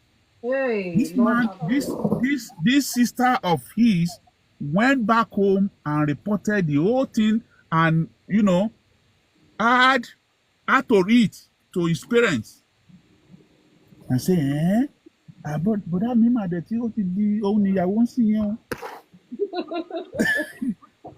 You know that you have to see that that's one thing we call external forces. That's where prayer comes in. We don't forget that where we come from. We should not forget our, origin. There are so many things. There are so many things surrounding marriage that we need to pray about. We need to be careful about. The lady did not announce. She did not tell them she's coming. She just walked in. And this man saw that his wife was so tired. He has been working, taking care of the kids, doing this, doing that. And he said, let me help you this time around. And he went to the kitchen and he was cooking. And this lady just walked in and met him cooking in the kitchen. Say, but that me. You see, can you imagine that? See that? And that was the end of the marriage. The family they scattered the whole marriage. Wow. Excuse, sir, lover of God. Excuse, sir. I understand what you are saying, and I know that these things have happened. They have happened in the past, they're probably still happening. Do you know who I blame in that scenario that you've painted? It's the husband. And I tell you why. You know, he should be bold enough or convinced enough to put his feet down and say, this is my home. I do it the way I want to. You know, what worked for my parents is probably not going to work for me. This is what I want. And if My he puts his sister, feet down like that, it shouldn't it's have better been the said end than of the done. marriage. I understand what you're saying, sir. I It's know better our said culture and all of than that. done. But one thing we should bear in mind, this intimacy that we're talking about, if we get it right, it's not just the husband that I'm benefits not, don't or get the me wife wrong, that I'm not benefits. saying, excuse me, No, sir, but man. I just can Don't land get this, me sir. wrong. I'm not saying what the man did was wrong. I didn't say that. Èmi I ni mo can sọ bẹ́ẹ̀, èmi ni mo I sọ did bẹ́ẹ̀ it. pé kò put No. feet I mean, down. cooking for his wife. I cook for my wife too. Which, But yeah, I mean, I'm not saying what he did was wrong. But you know this cultural problem I understand. surrounding us. If we get intimacy right, our lama benefit from it. Both the husband and wife will live a happy marriage and they will benefit. Our rights are all the third parties that you're talking about. They would not know what is making their marriage grow. They will be like, what's going on? What's going on? They would not know, but they will continue. So that intimacy, if we, it's like when we need air. Let's say you are gasping for air now. You will draw it in with the last breath in you. If we know that intimacy is important for our relationship, it would not matter what my mother or my father, because even sometimes it is the wife's family girl that will say, why are you treating your husband this way? So it's not that we're not blaming any side. It's culture, but we have to say our mindset has to change. That is it. Yes. Well, it has to be changed. But my sister, let me give you this. Let me say, I married at the age of 30. I've known my mother for the past 30 years. I've known my dad for the past 30 years. I've known all my brothers and sisters, my siblings, for the past 30 years. And I'm now married. Do you think it will be, I will be better off because of my marriage to throw all those people away? My mother, my brothers, my sisters. It's not even from, I'm a Yoruba man. Okay, And I'm a pastor too. But you know, you have to balance things. We have to be prayerful. We have to be, I mean, when I say balance, you know, you let me give you what happened in my father's burial. When my father died, some of my sisters, you know, all these sisters, in-laws, they said my wife should come and start washing what they use for all that. I said, no, sister, nobody does that these days. We will employ people that will do this and will pay them. They were so angry, they were so annoyed, they were angry with me. I said, sister, no, my wife is not going to do that. Let's employ people. There are some people, they call them local. Yeah, they will do it and I will pay. Give me whatever the cost, I will pay. I put my feet down on that. But other things, there are certain things you cannot do like that. As long as you're married legally to this woman, as long as this woman is legally married to you, you come first in each other. Yes. But there are some sister-in-laws and mother-in-law that you need to pray off your marriage. I'm telling you the truth. Don't From pray experience. that you fall down and die, please. No, not die.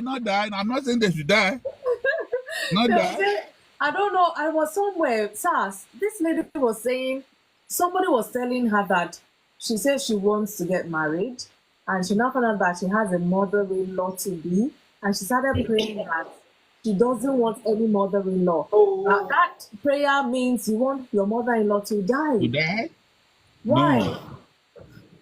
No, that if she insists on that, when he has a baby to a son, and when the son is married, then Hey. the wife of the son too will pray for her to die. So, one thing, I think I agree with both of you, in fairness.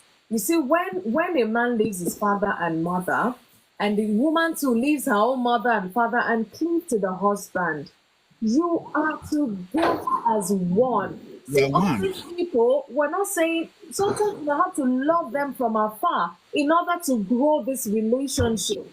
You're not going to marry your mother. You're not going to marry your sister. You're not going to marry your relative. It's this person. And there's certain things you have to flip it. Imagine, sir, you didn't fight for your wife. You asked her to go and do those things. Flip it round. And they're asking you to come and do something, and she to fold her arms. Go and do it.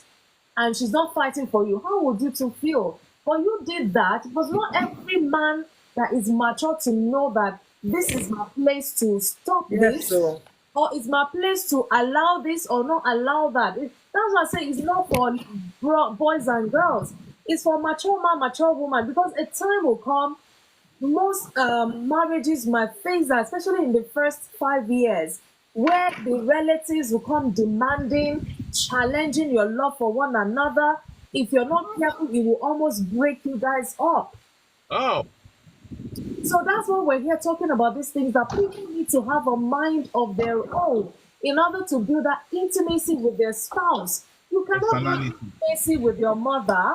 You can't build with your father. You can't build with your sister or brother. It has to be with your wife. And if they don't respect that, that means they don't respect you, the husband. They don't respect you, the wife, in that relationship. And you're throwing your relationship.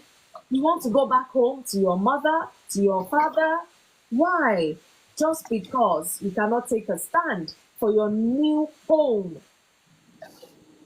So whether you're newlywed, whether you're a young person who just got married, know that your husband is number one, your wife is number one. And families listening, if you're out there, please throwing these challenges to this young couple. Please. You have to be diplomatic. The man has to be diplomatic. Please. Even if you see there's something wrong, there's a good way to go about it. Please. Don't break them up. They're only just starting life. Please. Yeah, you have to be diplomatic. In anything, you have to be diplomatic. Apart from being a Christian, let me give you another scenario. I'm having a friend. I used to be an auditor, head of internal audit. I'm having a friend. He told me I should allow his wife to come, and there's one thing we call for that Christmas. During December time, we do the show. People will buy lot, we sell lot to them. We come and sell whatever they are selling, and they will make money. So, but they pay. So this my friend said I should, because I'm the head of internal audit, I'm one of the management, I should allow his wife to come and sell in our company for free. I said my friend, my shadow friend, I said it's not possible. They pay for lots. We give them a lot. They pay for it. Nobody comes there for free. And also I'm the police auditor. If they find out that I should do something like that, it will be very, very serious. You know this, my friend? He did not even, you know what he said? When he went and reported me, he didn't greet me for a whole year. Wow. He said he did not even say, hey, I will go and find out. I will go and just say, he just told me it's not possible. I said, why would I go and find out when I'm the internal auditor? Why would I go and find out? Well, I have to beg him. Next time, they told me I should be diplomatic. So, friend, I will go and find out. I will go and find out. I will lay back to you. Wisdom. Yeah, wisdom. With relatives trying to come in between that intimacy. Yeah, we need to be diplomatic. We need to apply wisdom. Because if you allow them the one time, they will go all the way. They will go all the way. And I bet you cannot interfere in their own marriage like that. So we need to be wiser. We need to wise up and not we love them, no doubt Yeah, about we it. do. But I mean, there are boundaries. There are boundaries. The fact that this new, in fact, when they say they're married and they're now living together as husband and wife, if you know you cannot help them to build that relationship or that intimacy, please leave them alone. Better That's leave them alone. that's the advice. That's the advice one GO general overseer told some in-laws, both sides, both the groom and the bride, said Let them be. and said he said it in Yoruba. He said, "Oye alábòójútó ni kẹ́ ẹ jẹ́ o, ẹ má joyè alátojúbọ o. Leave this couple to make their mistakes. Let them make their mistakes. They will correct themselves. Yeah. Don't go there And if they need their help, they will be the one to reach out to say, okay, we need your reach out help. to them. That's what the man said. And sometimes I just want to chip this in, as we know, they said the man is the head of the home, the and all of that. There are certain situations that it's even out of the woman's hand. It's the man that has to stand for both of them in some situations. And if that man is not wise enough, he's not what's the word, mentally okay, mature, and all of that, he might just mess it up. He might mess it up, and this is newlyweds. They're just trying to find each other, know what, and before they even start building intimacy, somebody's broken it for them already. So please let's love them from afar if necessary or if need be, and let them build that relationship themselves. Let them come up with their own values of marriage, their own principle of marriage. Don't say, didn't you see your mom and dad? It worked for us. You should do this in your own. No, let them find their own, because your way might not just work for them. And because you're insisting, rather than it to even build that intimacy, is breaking them apart. And they're almost feeling resentment for each other when that love should be growing as newlyweds. So everybody has a part to play. Everybody has a part to play. So thank you all so much for your. I'm seeing, I don't know this screen. This screen sometimes. Let me see if I can expand it, because I can't even see the name. I know it's Johnny Babes. It's Johnny Babes in that box, but your name is not even coming up. So Johnny Babes, I'm handing over to you. I trust you're good. How was your day been? My day has been hectic, but fine. Thank God. Yes. Thank you so much for the invite. Oh, you're welcome, sis. Yes. Thank you, everyone. Hello, everybody. Thank you for your contributions. How are you? I'm fine. Thank you. Very, very tired, but yes, I thought I should hop on because this topic is very, very, very, very attractive and interesting. Yes. So I wasn't here when you started, but I'm sure, as usual, you have laid the foundation. I'm seeing it's about intimacy, over/underrated. Overrated or underrated? Sis, Underrated. let me save you the talk, because when people see this, like as you came in, you saw that, I bet is a sexual bit that will trigger everybody or that will come to mind. But there's one aspect which I Yes. deliberately brought in today. So we talk about emotional intimacy. We talk Oh, about yes. physical intimacy, spiritual intimacy, Oh, yes. intellectual intimacy, to cut it short. But there's so many others. But I just don't want us to focus on that sexual bit alone. No, So, absolutely. Absolutely. And actually, that's the front I was going to take, yeah. Okay. but you've just nailed it right there. Yeah. When you talk about intimacy, like you said, the first thing that jumps to the minds of people is sex, Yeah.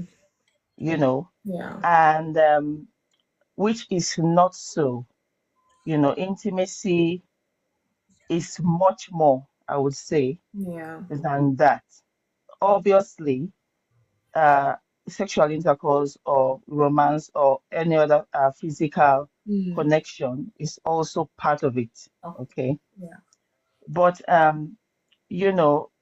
first of all, I want to say intimacy is different for both men and women. Mm-hmm. Mm-hmm. Okay. Yeah. Um, for a woman, intimacy can be helping me to wash the dish in the kitchen. Oh, true. Intimacy can be take me to shopping.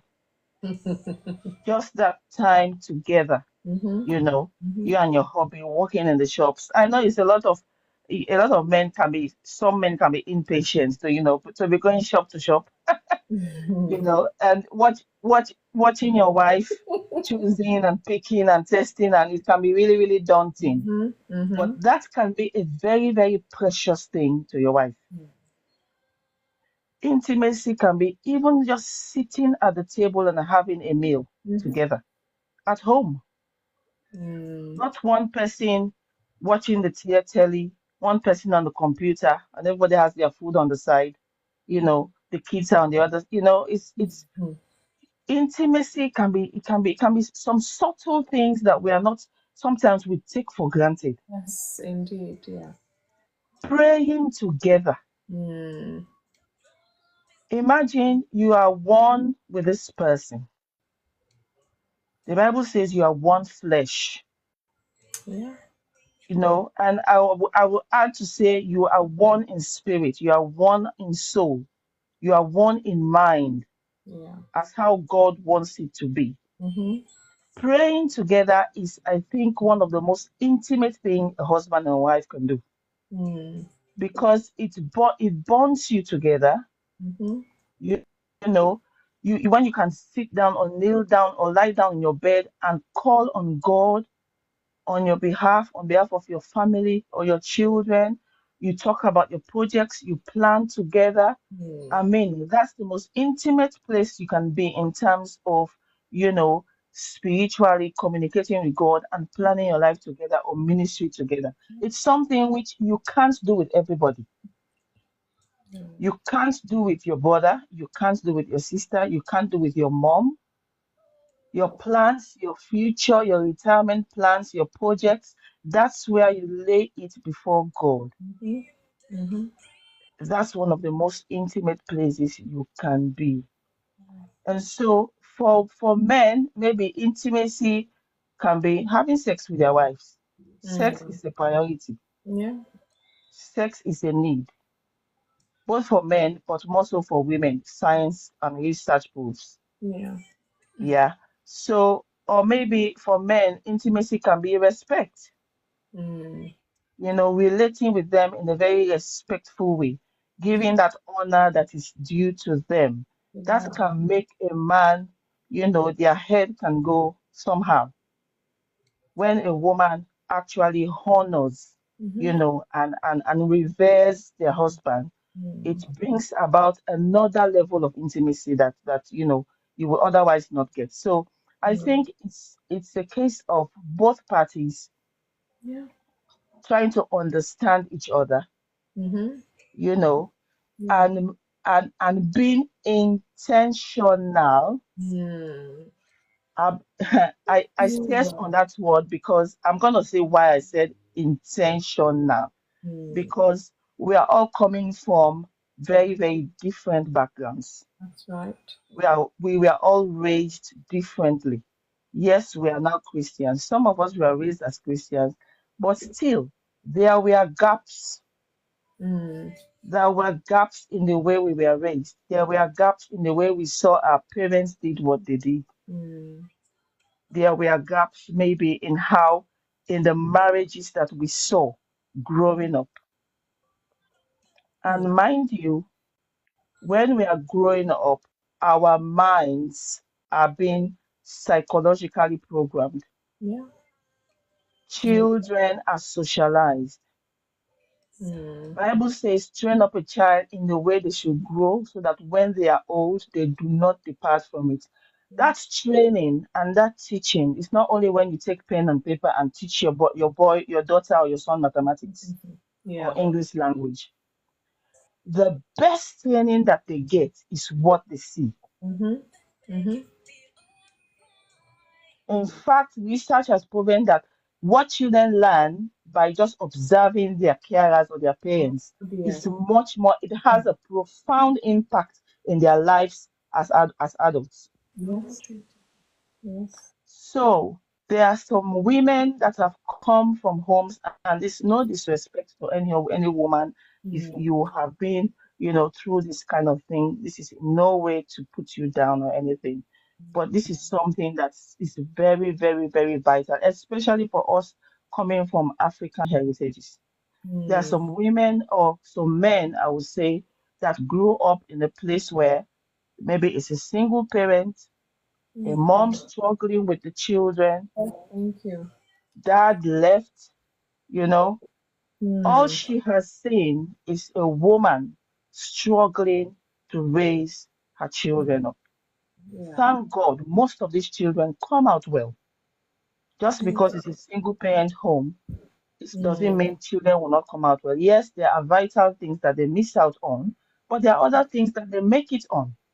Mm. Or there are some people that come from a home where it's violent. Mm. I don't want to say the word, so TikTok don't flag us. I'm not Yeah. sure what to flag or not, but you know what I mean. DVs. DV, that's it. DV, where, most African countries, it is acceptable for a man to do something to a woman or for a woman to behave in a certain way to a man. Mm. If children grow up like that, there is high chances that the same cycle will continue in their own relationships Mm-hmm. and in Very their own true. marriages if Yeah. if care is not taken Mm-hmm. or if they don't Not seek help. all they know. Yes. Yes, because it's like a movie being recorded in that 5-year-old mind, 10-year-old mind, 15-year-old mind.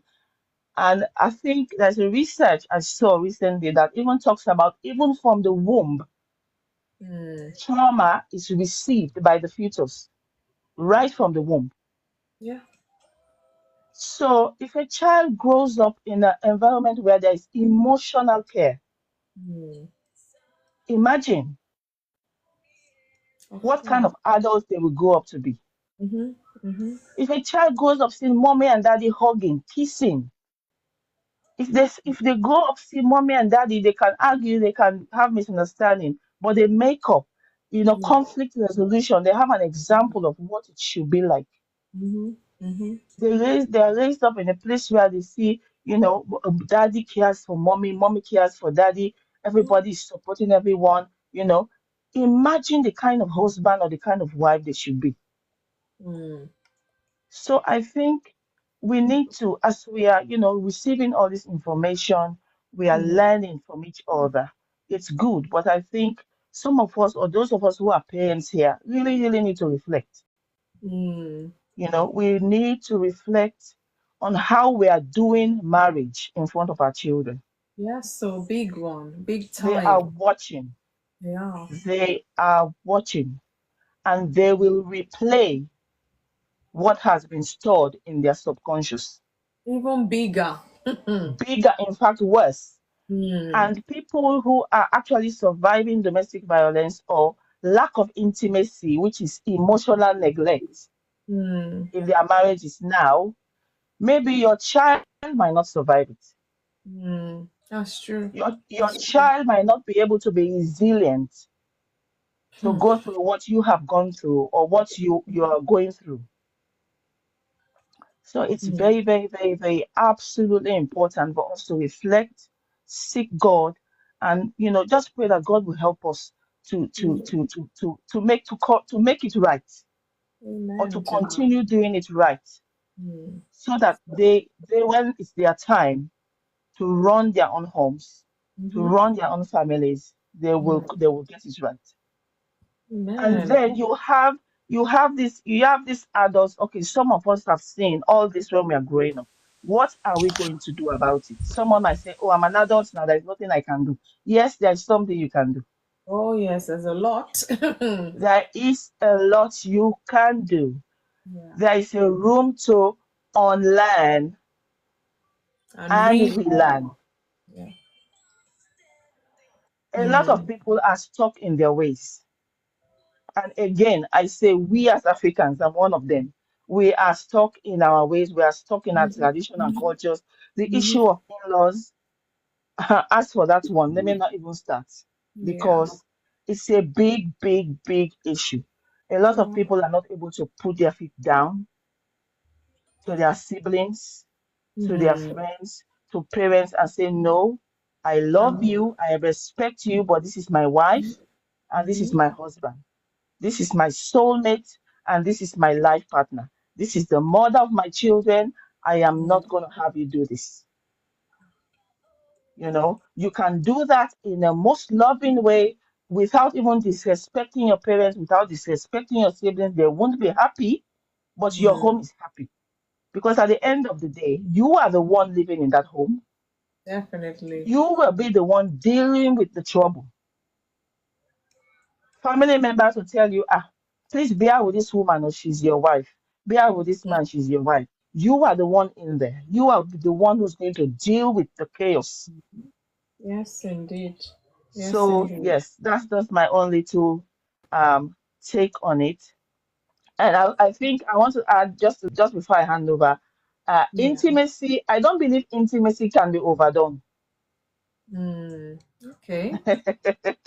That's just me, because we Okay. are all emotional beings and we are in need of intimacy in whatever shape or form, depending on our needs. Okay. Yeah. Nobody can overdo intimacy. In fact, that is the fear. That is one of the powerful fears in the marriage. Just like praying together is a fear for the marriage. Intimacy is a fear for the marriage. It stops all these butterflies flying and wanting attention from either the wife or the woman. When you are glued together, there is no space for a fly to pass. Yeah. Yeah. There is no space for a fly to pass, or a side hen, whatever they call it, or a side guy. Oh yes, it is lack of, a lot of times it is lack of intimacy that opens the room for that. Yeah. Especially if you have been together for a while, 10, 15, 20 years, there is high chance, if you are not intentional, to for you guys to just begin to take each other for granted, and you just say, oh, this is, you just take things casual, and then by the time you know it, somebody's sleeping in the office and being extra nice, offering coffee and tea, so yeah, I'll stop there for now. I think I've talked too much. No, it's fine. In fact, you've nailed it on the head. There's a lot in there. Everybody, we have to be intentional. It's one of the key things, which I also mentioned earlier as well. Because, I mean, for newlyweds, of course, the butterflies are still flying. Everybody's sitting lovey-dovey. For some of us that have been married for, donkey years, so to say, we may tend to take each other for granted. And one thing is, when you marry early, this is my own observation anyways, when you marry early, you do not know the totality of your spouse. As you grow and live life together, they may find themselves they haven't even discovered. You might find yourself you haven't even discovered before. And trying to understand the new you, so to say, can be a barrier also in building that intimacy, especially when you're not open minded, because you feel, when I married you, you were like this, now you are like this. Meaning what? They are growing, maybe intellectually, they're growing, maybe in their world, career, and things, and you're feeling like, take it easy now, And then, of course, when children comes, that's even another ball game altogether. So we have to be open in order to have Yes. that intimacy. Otherwise, you've caged your partner that this is who they are. They are they are the same yesterday, today, forever, when they're not Jesus. And you're finding it hard to bond with the new them, the new grown and matured them. And you just feel, this is too much for you to handle. And these are things you need to talk about, my dear. It's like these days you've just gone at this tangent. Help me or drag me along so that we're on the same page, rather than, push it aside, ignoring the new them or the new found them and all of that. till you die. You're supposed to be in that marriage, helping one another, rediscovering one another, being intentional with one another to put that intimacy, like nothing can break you. I was sharing here some time ago that I love it when I go for a walk or I go to stores and I see old couples UK, you see this old couple, they will take their steps and walk one by one, but they're holding hands. I love that so much. And it can tell a lot about their intimacy. It tells a lot because I don't think, maybe they're frail, no doubt about it. Some might even be with one walking stick and the other hand is holding his wife. This is the wife of my youth. Nobody dare touch. He will use the stick to knock your head. If you get me. It's so beautiful when we see that. But if you sit them down and ask questions, I bet by the time they open that book of marriage, you sigh and just say, well done. It's not easy, but things can be addressed. When when we're in denial of certain things, we will not find solution. When we try to bottle things, we will not find solution. When we don't want to talk about things, there is no solution in that. So communication is key. Intentionality is key. Any area of intimacy we're talking about, if you don't talk about things, it will suffer. If you don't sit and assume, it will break that marriage. So we have to talk about things. So thank you so much, Johnny Babes, for that contribution. I'm coming to my bros Akos now, but my puzzle for today. Oh, thank you so much, John Supple Mindset. I've been trying to bring you up. I don't know, maybe if you send an invite, it might be easier to bring you because I've been pressing invite since, but nothing seems to be happening. So I'm just going to go to my puzzle again before we round up for today. My puzzle is, what did the car salesman shout in church? Some have said hallelujah. Some have said sold. Some have said quite a number, but nobody has gotten it. I'm going to bring it back next week, in fact. So, what did the car salesman shout in church? He shouted something, so it is finished. No. Sis, it's not Jesus, no. Maybe the salesman is from Nigeria. The gas price has come down. Please, sir, you're even going. People are overthinking it. This is supposed to make us calm. You're too serious. So you people are ethicals. No. In fact, what did the car salesman shout in church? I brought one puzzle not too long ago, and okay, I think I can see Unstoppable. Let's try because I really love to hear from her. Yay! Finally, yay! I've been pressing, but the thing was just throwing you out. Unstoppable Mindset, you're welcome. God bless you. Thanks for staying tuned and thanks for your patience. What was I saying? Yes, I brought one puzzle. You might not have been here actually. I don't want to say, because if I say anything, you people will get it. So I'm not going to give us any clue. But just know that I think it's in Acts something. I can't remember now. The answer somewhat is in there. So I know we're all Bible scholars. So think, that's the only clue I'm going to give us. What did the car salesman shout in church? Car salesman shout in church. No, let me not talk. I'll give it out. I'll bring it back next week. Don't worry. So you can go back and do your research. The answer, somewhat, the clue, if I say it, you will know, is in the Bible as well. So since we want to go there, let's go there. So thank you so much for the attempt, but no thanks. So nobody's getting my gift today. So Akos, thank you so much for your patience. You're welcome. I know you joined a bit late or so. I don't know if you've been in and out actually. Let me know, guess, because I saw you at some point, I think after my talk. So I don't know, I'm sure from what Johnny Babe said and maybe one or two people, you have an idea of what we're talking about. We're talking about intimacy in a marriage relationship. Is it overrated or underrated? And we're not talking about sexual alone. We're talking about intellectual. We're talking about spiritual intimacy. We're talking about physical, emotional intimacy. So not just one aspect. So we want to hear from you. You're welcome to Insight today. Good to have you, sir. Thank you for having me. I think I joined at the point where Johnny Bates was giving a submission. And Okay. I think from the various teams she touched on, right, I kind of agreed with her. And I think we all have a role to play, to ensure that things around intimacy in the relationship should be sustained. And I think most times, right, we tend to like take things for granted and not play that crucial role, which tends to like, result to much deeper issues in the course of our relationships. So I think it's something that has to be sustained and maintained.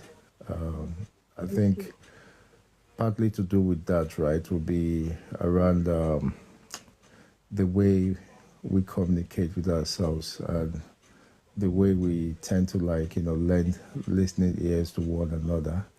I think most times, right, we tend to like, fault in those areas. And I think sometimes we assume that the other party is understanding of our own situation or position around dealing with our own issues, right? Whereas if things are not properly communicated, right, it can result to misunderstanding where issues might arise. I think sometimes people tend to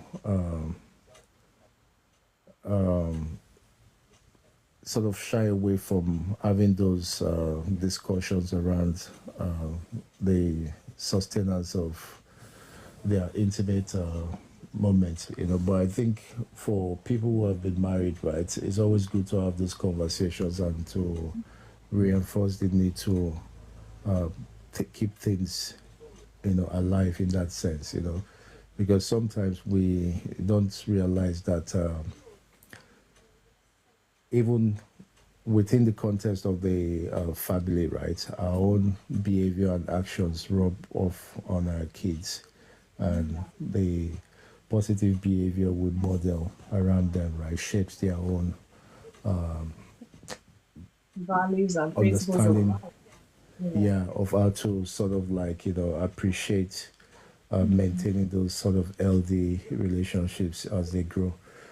So I wouldn't want to delve into much around this subject matter.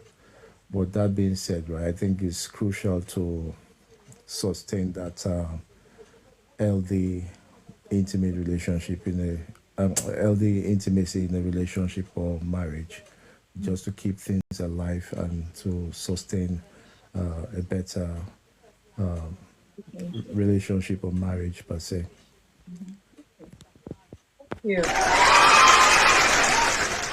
Thank you. I love the way you went in subtle, and it's always good. That's why I love it when men come and say their views, women come and say their views, because sometimes assumption, we just assume things and not necessarily talk about things. You and I know, even as a counselor, I tell my clients assumptions are mostly negative. So the only way we can be clear about anything is let's sit and talk about it. No matter how bitter it is, let us sit and talk about it. We will disagree to agree to disagree to agree. No matter how long it takes, we're here to stay for life anyway. So we better start. The earlier we started working on it, the better for us. Instead of shying away and allowing it to pile and pile and pile. And that's why sometimes, I've always said it here. When you ask couples, why did you divorce? And they will say irreconcilable differences. I say I can never understand that. I never can understand. Maybe somebody here today can give me a bit of lecture on that, because I'm like, it's not DV, it's not DA. Just because you fail to agree on a thing or something and it went on for months and even years, and now you're like, you know what, because of this, I'm not doing it again. Let's go our separate ways. I can never understand. Is your way or the highway, or how do they say it? We need to compromise. We need to learn to compromise to grow that intimacy. Because sometimes your spouse will do something you don't understand. Rather than push them away because you don't understand, try to be there and try to understand. Ask questions if need be, because that's how you build that intimacy. And then you overcome that. A time will come, that transition might repeat itself. And you remember because you talked with her, you talked with him, it brought about that intimacy, and you're seeing the signs of those things again. You will even be the one to ask, oh, are you feeling this, or is this going to, and they'll be wondering, oh, so you still remember intimacy. That woman will be forever like, my God, this person's got my back. So it goes a long way. It goes a long way. Thank you so much, Apostle, for that contribution.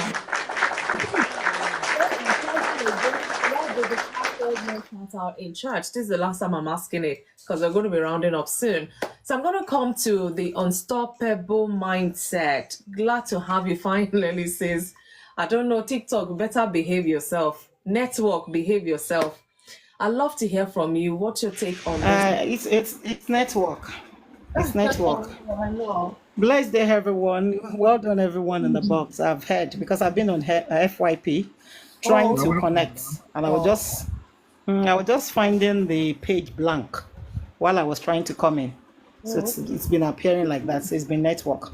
I've heard so much. A lot of people have said it. So the angle I want to come from this night is please and please and please, couples, which I'm one of, please. A lot have been said. Let's go back home to our rooms, to our corner. Let's do check and balance. Where's the place that I'm not doing enough, that the intimacy is not there? And we'll begin to put the work. It's a different thing for us to talk about the theory and we're not putting in the practical. So the essence of tonight's topic again, thank God for insight. Thank God for the grace for her to always show up.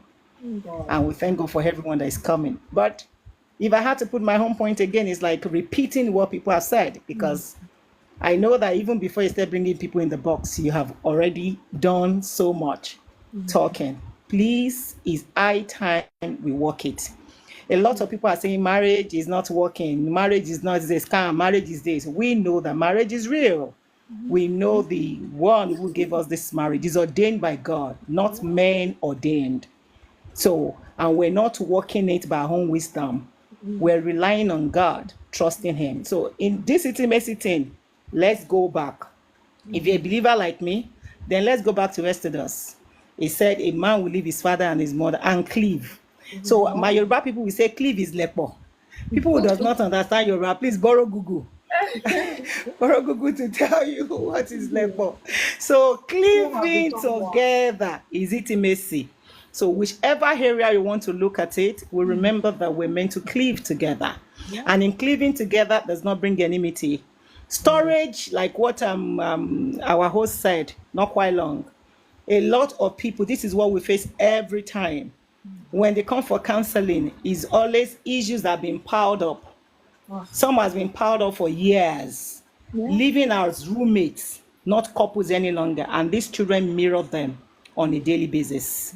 So these are things we really need to work on. Nobody is perfect. I am perfect in the strength of God. And I'm talking to my husband in wisdom. He's talking to me in love. And these are the things we need to work on. Not just us doing the talking. Let's show people that marriage is working. And if you think it's not working, show them your own and tell them for so years we've been here. We argue, but we settle. We don't sleep over it. Because sleeping over an argument is another issue that can disrupt things. God bless us all. Thank you so very much. I need to run. I promised someone, so I need to run. I love you so much. God bless you, everyone in the house. I really appreciate you, sis. God bless you. So I think that's about wrap it up for today, to be honest. Thank you all so much for your contribution. To those who on the FY, maybe you have network issue like the unstoppable mindset as well. But I want to believe you've been listening in and, hearing everybody's views coming from wealth of experience. I love that because no man has all the answers. And that's why we come here, rub minds, to find ways and strategies to enjoy our marriage relationship. That is God's intention. If God knew, marriage institution is a waste of his time, I don't think he would have created it. Where there is no intimacy, there is emotional neglect. Of course, and those are things we need to pay attention to. Even when I come here, a lot of things, when you say things out loud, you hear it back, it hits you. I'm self-reflecting as well. But you guys, we know that it takes two to tango. You may have just gotten it, your spouse may still be finding their way, so we might need a bit of patience with them. Pray for your spouse, pray for yourself. You need the grace of God, because marriage, it's not easy. Two people from two different worlds, two different backgrounds, trying to live as one. Of course, it's going to come with its challenges. But if God created it, He knows that this thing can work. And we have to seek Him. Sometimes you're at a crossroad, you don't even know what to do anymore. Pray, ask, It will direct your path, He said. And this is my own belief anyway. So thank you, everyone who has contributed, who has tapped, who has shared, who has given one way or another. I really appreciate you. Everyone on the FY, also thank you for staying up there, at least, listening in. We really appreciate you. And I'm going to come back again on Monday for another interesting talk, this time a general talk. Thursdays is devoted to marriage talks. But on Mondays, we'll talk about issues of life. Last week we talked about my mental well-being, things like that. Because sometimes we shy away from talking about these things. And I'm like, let's open this space. Let's, hit the, let's kick things started. And don't just let it end here on inside. Call your spouse, call your friends, talk about these things, get feedbacks. Where you have to make amends, don't be shy to make amends. Don't let ego disrupt you enjoying living a good life. Don't let pride, make you deny yourself enjoying life. And that's the whole essence of Inside. Bringing hope and making sure you're okay. That is my passion, and that's why I'll keep coming back. So thank you, everyone. Have a lovely, lovely night rest. If it's daytime, enjoy your lunch or dinner or whatever it is. Till I come your way again on Monday by 8 p.m. UK time. I say God bless you. Have a lovely, lovely night rest. God bless you too. Thank you so much, guys. I Have a love you wonderful all. night. Thank you. Don't worry, I'll bring my puzzle back next week. So if you don't get it next week, I'll tell us the answer. Bear, as my people would say. Thank you so much and have a lovely night rest. Thank you all. Thank you. Good Thank you, night. FunmiRoyal. Thank Good you. night. Thank you, Thank you Johnny. too. All good things. Big Sugar, I see you. Coach Bye. Thank you so much. Thank Thank you. you. Thank you. Thank you, much love. Johnny Babes, God bless you. God bless you too. Inside. Thank you. Good night.